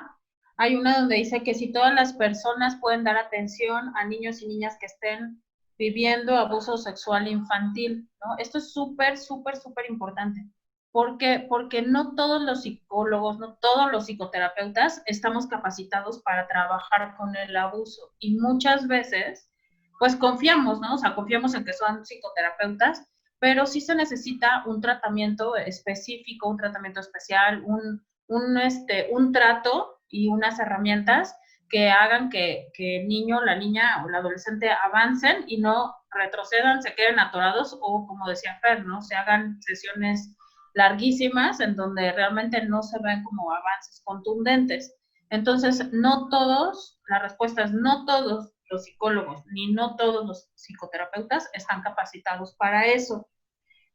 Alguna otra pregunta, ¿no? Que iba más en relación a cuestiones de prevención, ¿no? Si toda esta enseñanza de masculinidades, y esto incluso lo comentamos dentro de la capacitación, todo esto previene porque da otra visión, porque rompe los patrones de violencia, de patriarcado en los que hemos estado, en los que nos hemos desarrollado en nuestro país. Entonces, todo estas de género, o sea, todo esto, romper todo lo que traemos culturalmente sobre género, sobre el manejo del poder y todo esto, pues por supuesto que hace una prevención, e incluso la educación para la sexualidad hace una prevención del abuso sexual, porque te da primero como herramientas de conocimiento de tu cuerpo, de conocimiento de que este tipo de tocamientos o este tipo de relación no va entre adultos y niños, ¿no? Entonces, es importante como sí ir definiendo e incluyendo en nuestra prevención este tipo de temas, ¿no? No sé qué otra se pueda como... Creo que ya de lo que nos habías compartido, Ara, creo que ya. En los chats privados mandaron unas preguntas que tienen que ver si es diferente la atención a un niño, una niña y un adolescente en el tema de prevención de abuso sexual infantil. La otra es si es conveniente que una niña se bañe desnuda con el papá o con su hijo. Y cuando un niño es abusado por medio de tocamientos que incitaba el agresor, lejos de creerle, se despierta una aversión al erotismo.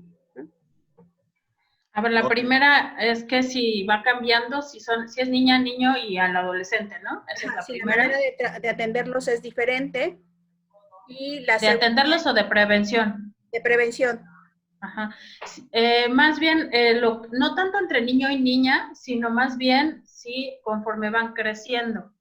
La educación para la sexualidad va acompañando el desarrollo psicosexual de los niños hasta la adolescencia, y no es la misma información que se les da, por ejemplo, a los pequeñitos de preescolar, que es desde este momento damos educación para la sexualidad, igual a los de primaria baja, ¿no? Que sería primero, segundo y tercero, diferente a los de cuarto, quinto y sexto.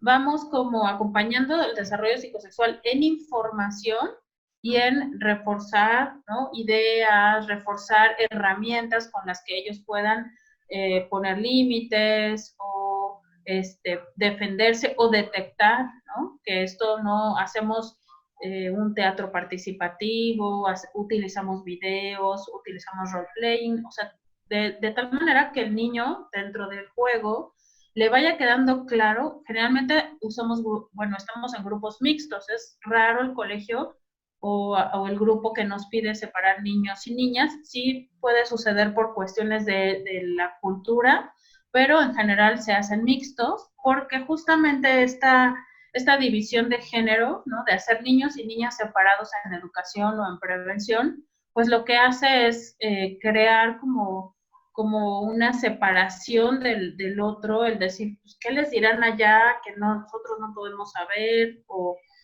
a nosotros nos dieron esto, ¿no? Entonces estamos por encima de los de allá. O sea, como que no es necesario dividirlos. Creo que si nosotros, bueno, en mi generación, ¿no? Algunas educación para la sexualidad se hacía separado hombres y mujeres, ahora ya no es tanto así, y por supuesto que a los adolescentes se les dan muchas más herramientas, ¿no? Diferentes a las de los niños. Okay. Hay otra serie de preguntas, pero no sé si tú y Fer tengan algo más que exponer para mejor dar paso a su exposición y probablemente ahí se vayan resolviendo.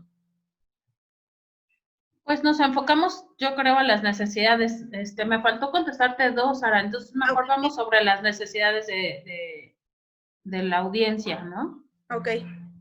Entonces, Sergio, si mencionas las preguntas que están pendientes o las organizas en lo que Mari responde las dos pendientes.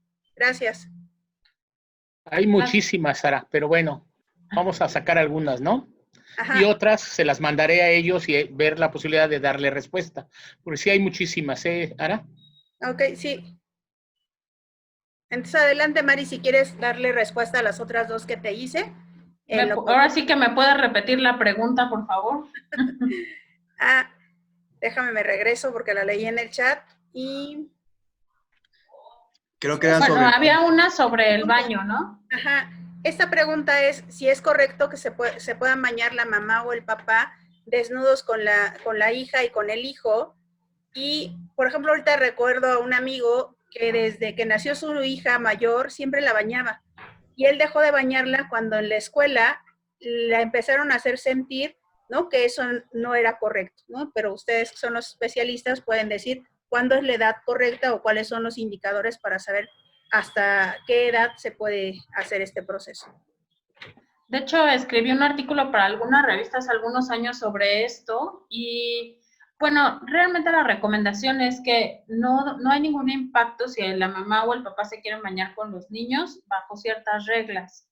Una de las reglas es, primero, que sea, pues, solamente bañarse, ¿no? O sea, que no haya caricias, tocamientos, es como, pues, la hora del baño y nada más.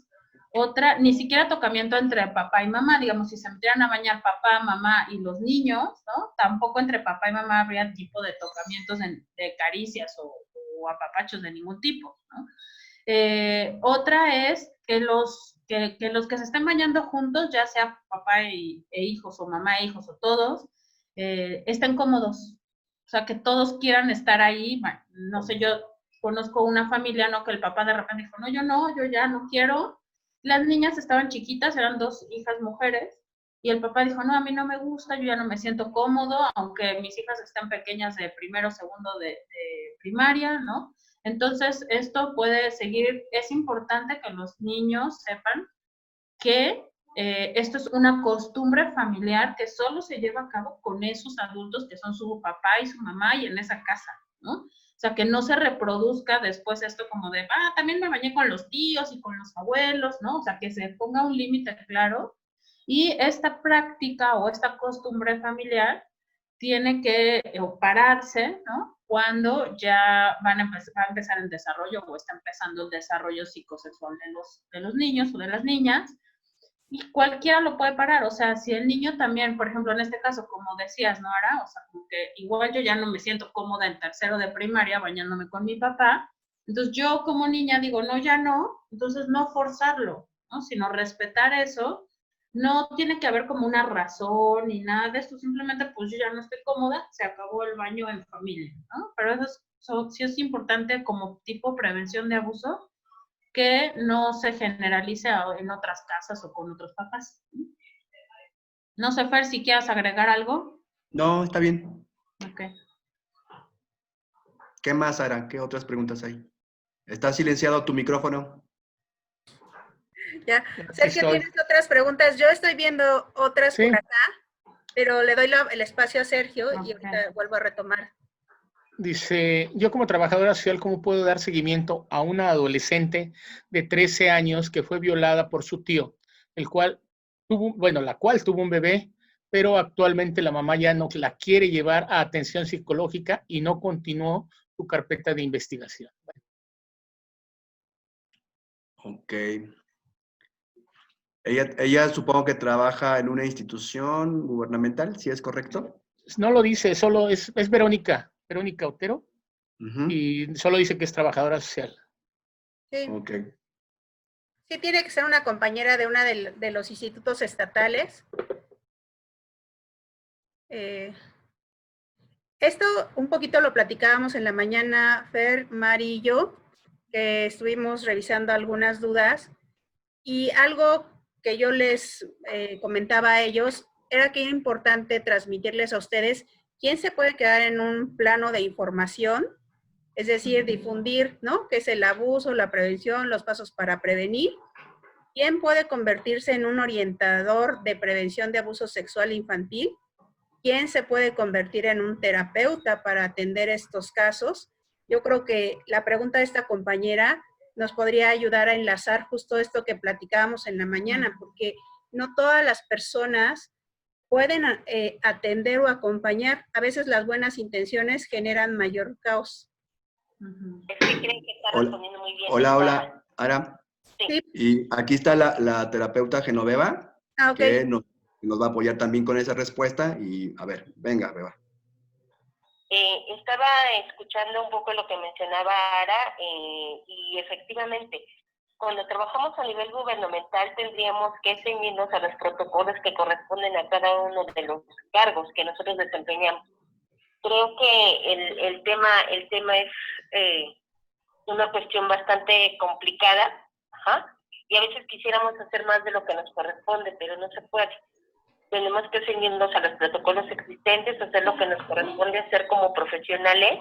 En este caso, pues, como trabajador social, si tu trabajo corresponde el dar el seguimiento, el hacer las llamadas, o en su defecto a lo mejor hacer alguna visita domiciliaria, eso es lo que correspondería. Si en dado momento ya no pueden encontrar a la persona porque llega a suceder, pues todo tiene sus límites, pues cada quien va a actuar de la manera más ética y responsable posible.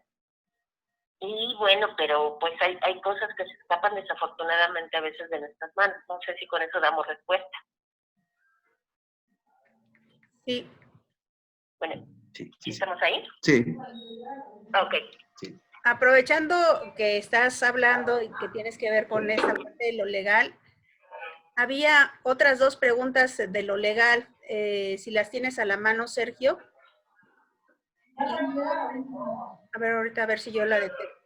A ver, detéctala así, porque yo tengo varias. Yo tengo otra, por ejemplo, de Lucy, Ok. que dice, hola, en cuestiones de incesto, escucho mucho sobre la familia como la protectora. Sin embargo, los casos de padres abusadores es distinto al enfoque desde la clínica, es la pregunta. ¿Cómo estuvo? No entendí muy bien la pregunta. ¿Otra vez la pregunta, Sergio? Claro que sí.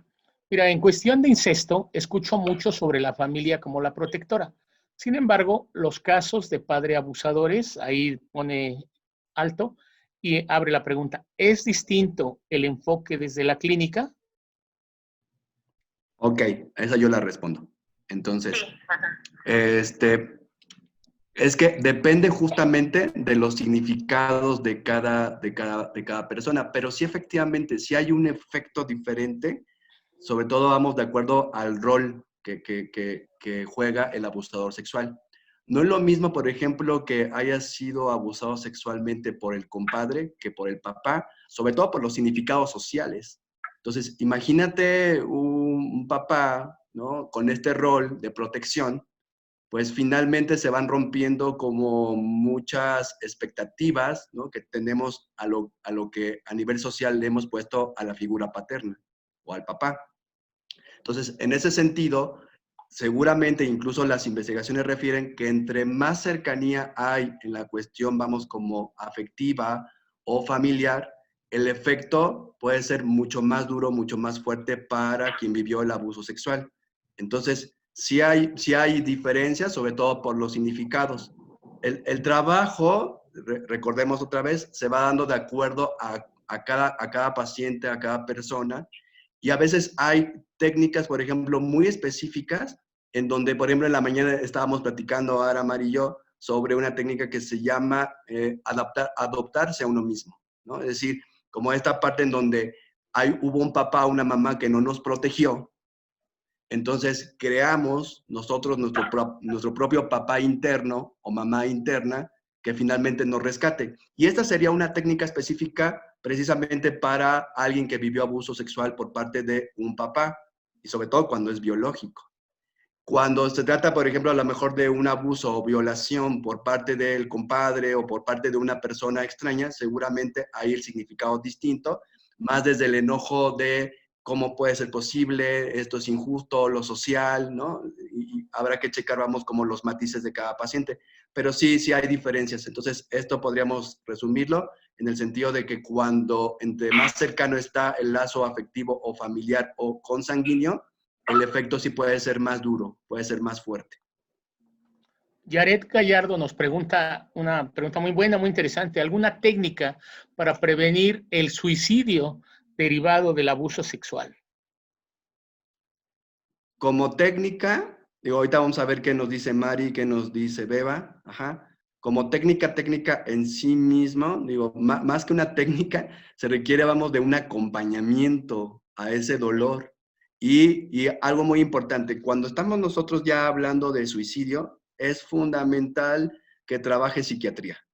Es importante que entre ya de lleno psiquiatría, porque ya estamos hablando de una cuestión en donde la propia usuaria no tiene ya control o manejo de ese impulso o de ese deseo, ¿no? Habrá que ir checando también el nivel de peligrosidad con respecto a estos suicidios. Es decir, vamos a indagar si solamente es una idea, ¿no? Y aunque sea una idea, de todos modos hay que derivarlo inmediatamente a psiquiatría.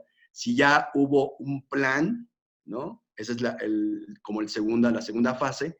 Y la tercera, si ya ha habido intentos previamente. Cada uno de estos escaleritas nos van dando cuenta del nivel de peligrosidad en la cual esta persona puede acometer el suicidio. Entonces, de hecho, incluso yo particularmente, yo lo que hago es, como trabajo hipnosis, trabajo con una técnica que se llama contrato de vida. Y el contrato de vida, en donde a través de la hipnosis, yo lo que hago es que la persona firme justamente que no va a atentar contra su vida, ¿sí? Eso es bien importante. Y que en el momento en que le pase por la cabeza que quiera atentar contra la vida, va a estar mi celular las 24 horas del día abierto, que es importante que si no me encuentra, vuelva a insistir, y lo que hacemos es buscar, vamos, como redes de apoyo.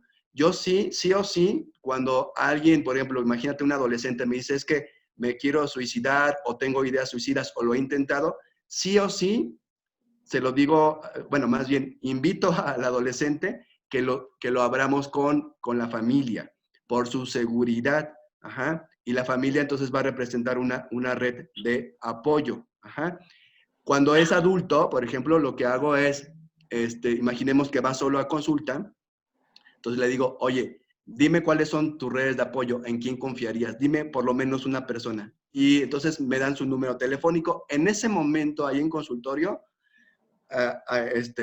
hacemos la llamada, el usuario platica, y justamente es para hacer toda esta cuestión de contención emocional, pero inmediatamente, repito, sí o sí, también lo derivo a psiquiatría para tratamiento psiquiátrico o médico. No sé si Mario o Beba tengan algo más que agregar, o Araceli. No, yo creo que es la vía correcta. Sí, yo tampoco. Okay.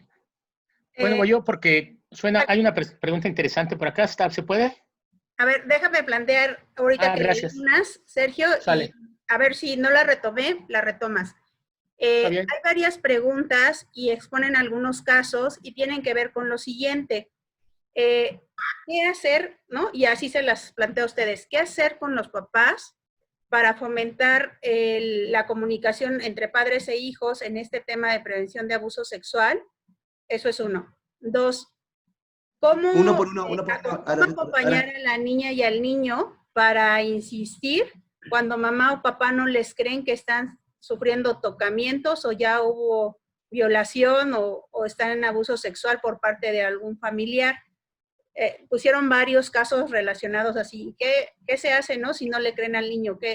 Porque los papás, aquí ponían un caso de que el adolescente es el que toca al niño y terminan preguntándole al adolescente y el adolescente niega que hizo tocamientos. Entonces, yo les preguntaría así, ¿qué se hace para fomentar la comunicación entre padres e hijos en relación a este tema? Y después, ¿cómo transmitirle un mensaje al niño o a la niña para que él siga intentando encontrar a alguien en quien confiar, que lo escuche y que lo acompañe en el proceso? Ok, Mari. ¿Puedes responder a Sí, es para esta parte sobre los papás, sobre la confianza y todo esto que se va generando, es que empezamos con la educación para la sexualidad, con las charlas, pero es importante que la relación con los niños y posteriormente con los adolescentes no sea solamente como para la cuestión sexual, sino también en otros ámbitos, ¿no? Es decir, compartir actividades divertidas, obviamente sin dejar de ser la autoridad, porque ese es el papel de los papás, ¿no? Pero también no solamente ser autoridad, no solamente ser el no, esto está mal, ¿no? También el compartir espacios de placer, también el compartir, ¿no? El hablar de sexualidad abiertamente. Reconozco, ¿no? Que muchos de los papás con los que hemos trabajado, ¿no? Hacen un gran esfuerzo por sobrepasar sus límites, por sobrepasar sus valores, por sobrepasar su propia educación para la sexualidad, ¿no? Entonces, es importante reconocer esto y apoyarlos, y si los papás, no sé, tienen dudas o tienen inquietudes, pues que trabajen sus propias inquietudes. La información es lo de menos. O sea, la información teórica está en todos lados, pero el toque que tú le vas a dar como papá, como mamá, ¿no? De hacérselo saber a ellos va a ser ese cariño con el que se lo vas a decir. No es lo mismo hablar de los nacimientos de los bebés que yo te hable de cómo naciste tú, con este cariño y con este amor que tengo, ¿no? Entonces, todo esto va dando una gran confianza conforme los adolescentes van creciendo. Y no olvidemos también, o no olvidar también, que en los adolescentes está, pues, restringir la información a los papás, ¿no? Entonces es parte de su crecimiento, es parte de su desarrollo. Entonces, aunque esto sea así, yo puedo hacer y tener una muy buena relación con mi niño desde pequeño y mi adolescente, de tal manera que pues tengan la confianza y se vaya previniendo el abuso, ¿no? Fer, no sé si quieres completar. No, está bien. ¿Quieres que conteste la segunda? Está bien. Ok. Con respecto a los niños que no se les cree, hay como dos momentos. Un primer momento se tiene que hacer un trabajo, justo vamos como a nivel primario, de prevención de abuso sexual. En el trabajo primario de prevención de abuso sexual, y justo lo que hacemos en sabiduría sexual, es decirle a los niños que cuando alguien no les cree, es importante que busquen otro adulto, perdón, otro adulto de confianza. Puede ser el tío, puede ser la tía, el vecino, puede ser el maestro, ¿no? Hay que darle diferentes opciones, porque sí, efectivamente, ¿no? Como comentábamos al principio, las cifras son muy lamentables y los niños no se les cree, ¿no? Entonces, en ese sentido, sí es importante, vamos, como hacer este trabajo de prevención con los niños y darles opciones. Una vez, supongamos que un niño, ¿no? No sé, ya lo abre, ¿no? En la escuela o cualquier otro medio, es importante decirle, si no te cree tu papá, imaginemos que ya le está pasando, entonces busquemos otras opciones. Si ya el adulto ya lo sabe, si por ejemplo ya el maestro lo sabe, claro que ya hay entonces protocolos de intervención por parte de la SEP, tendría que ir a supervisión, tendría que ir, vamos, como con la directora, en fin, y por supuesto que ya hay protocolos porque es una institución pública, la cual de alguna manera se ve obligada a darle seguimiento a esta situación. No sé si Beba tengas algo más que comentar. No, efectivamente, lo que pasa es que dentro de las instituciones públicas existen protocolos muy puntuales que nos indican la vía exacta que se tiene que seguir cuando en este caso el profesor se entera o profesora se entera de una situación de violencia sexual. Entonces es muy acertada como la dice. Ok, perfecto. Bueno, pues ya casi para finalizar, que sí llegaron muchas, les haré llegar las preguntas, pero Betsabe Martínez pregunta, cuando una niña o un niño es abusado o abusada por medio del tocamiento que incitaba él o la agresora o el agresor, lejos de crear una aversión, despierta el erotismo en él o la niña y curiosidad, ¿cómo controlar estas emociones en la niña o el niño?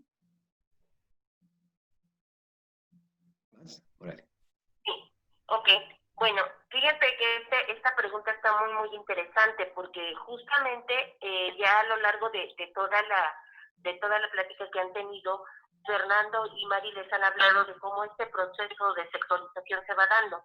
Generalmente en la situación de violencia sexual en niños, niñas y adolescentes, lo que pasa es que se va sexualizando la relación.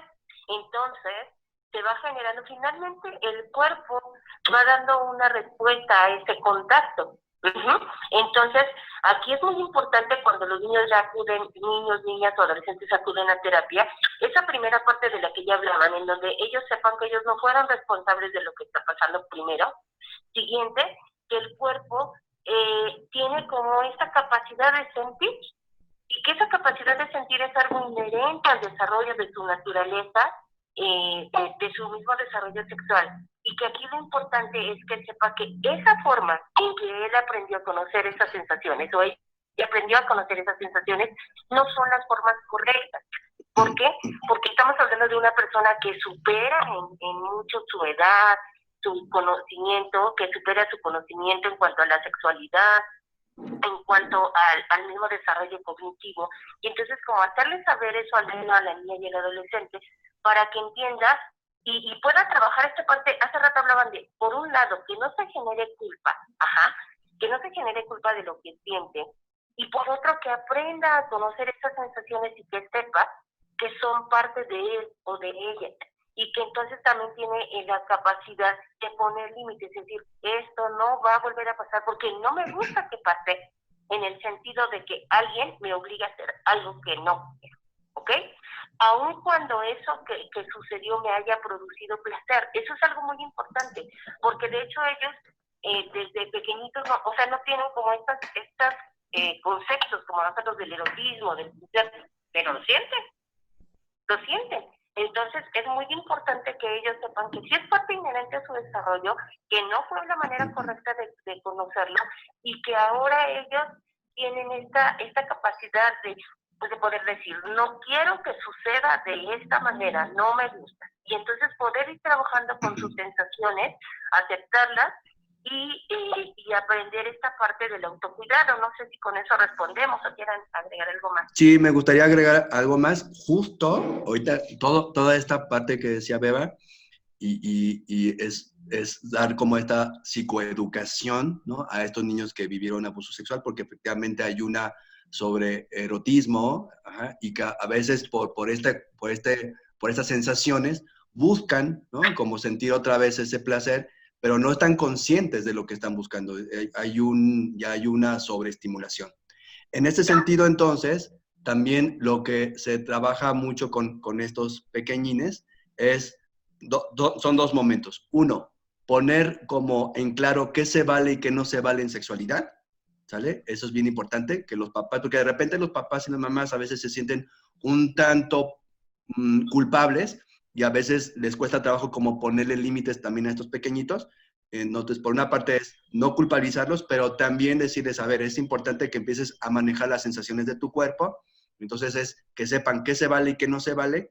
Y el otro punto es algo que ya hacemos terapéuticamente, es crear, como una reprogramación. Así es, una reprogramación de esas experiencias, de tal manera que busque otras fuentes de placer, ¿sí? Entonces, habrá que ponerle diferentes fuentes de placer que sean saludables.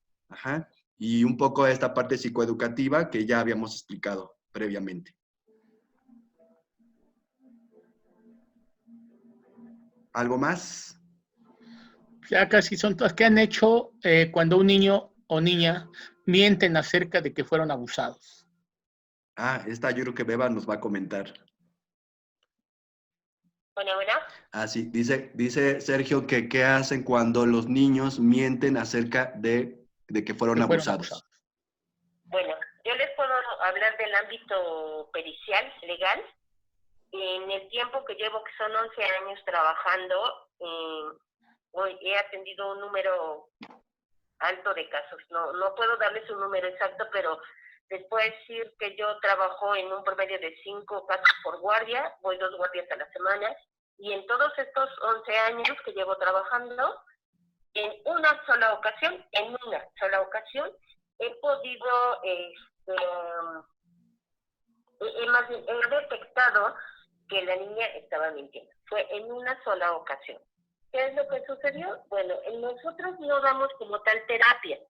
Nosotros en ese caso, bueno, en este caso yo lo que hice fue el dictamen obviamente va determinado de manera negativa ya que no detecté alteraciones y bueno, sí se da una orientación a la niña en relación a saber qué es lo que estaba ocurriendo, por qué es que nos había dado esta información. Y en ese sentido, bueno, pues obviamente hablar de lo que es correcto, lo que no es correcto y cómo perjudican las acciones que ella realice. En este caso, hablar de la verdad y la mentira y cuáles son las consecuencias de ello.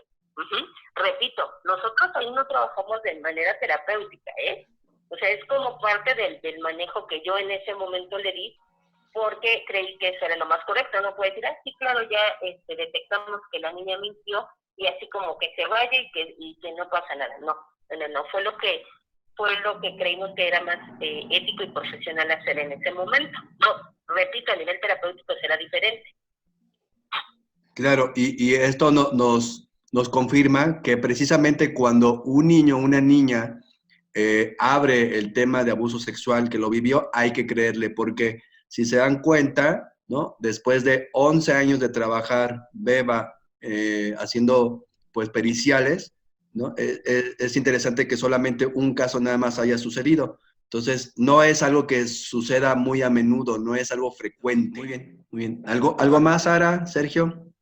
Pues por nuestra parte estaríamos cerrando porque ya empezó a llover por varios lugares de la Ciudad de México y vamos a correr también la situación de que se nos vaya la luz y todo, entonces mejor cerramos por ahora y le paso la palabra a Estela Parra. Muchísimas gracias, Mari y Fernando, por responder a cada una de estas preguntas. Y Genoveva, acuérdate. Genoveva, muchísimas gracias por sumarte a través de llamada telefónica para colaborar con nosotros. Posteriormente, pues nos ponemos en contacto contigo, porque aquí están ya solicitando que ojalá puedas tener alguna participación. Sí vale la pena aclarar que lanzamos estas capacitaciones con la idea de despertar dudas, inquietudes, y que cada una de las profesionistas y los profesionistas que nos están escuchando despierten esa chispa de creatividad y de compromiso social y personal para indagar, para recurrir a la psicoterapia si tienen que tomar terapia, más allá de la contención emocional que les pueden ofrecer las instituciones, y que puedan decidir, ¿no?, en qué líneas se quieren especializar. Hay tantas especializaciones, hay tantos enfoques terapéuticos, y pues es un camino de aprendizaje para ir perfeccionando aquello que es de nuestro interés. Entonces le paso la palabra a Estela y nuevamente muchas gracias, chicos. Gracias. Pues muchísimas gracias, Araceli, muchísimas gracias, Fernando, muchísimas gracias, Mari, gracias, Sergio. Bueno, les agradezco su participación en esta intervención y pues a Fernando también por la participación en la mesa de diálogo que no había tenido la oportunidad de agradecer. Sus participaciones siempre son tan profesionales, completas, impecables. De verdad les agradezco muchísimo de antemano todo su apoyo y también les agradezco a todas las compañeras y compañeros que nos ven desde todos los diferentes lugares del país en este tiempo tan complejo que estamos viviendo, donde la mayoría estamos en casa o en condiciones complejas. Entonces, habría que, bueno, solidarizarnos más entre todos y todas. Y bueno, siempre la formación y el intercambio de saberes abre espacios para conocernos y para reflexionar en conjunto. Muchas gracias a todos y a todas. Gracias, Estela. A ustedes. Hasta luego, gracias. Les paso los mensajes que nos están llegando por chat, agradeciendo su profesionalismo, el dinamismo y la información. Abrazos a todos y doy por concluida la sesión. Nos estamos viendo. Buenas tardes. Gracias. Gracias. Adiós, Mario. Adiós, Fer. Adiós, Estela. Adiós. Gracias. Bye. Adiós, Estela. Adiós, Sara. Adiós, gracias. Gracias, Sergio.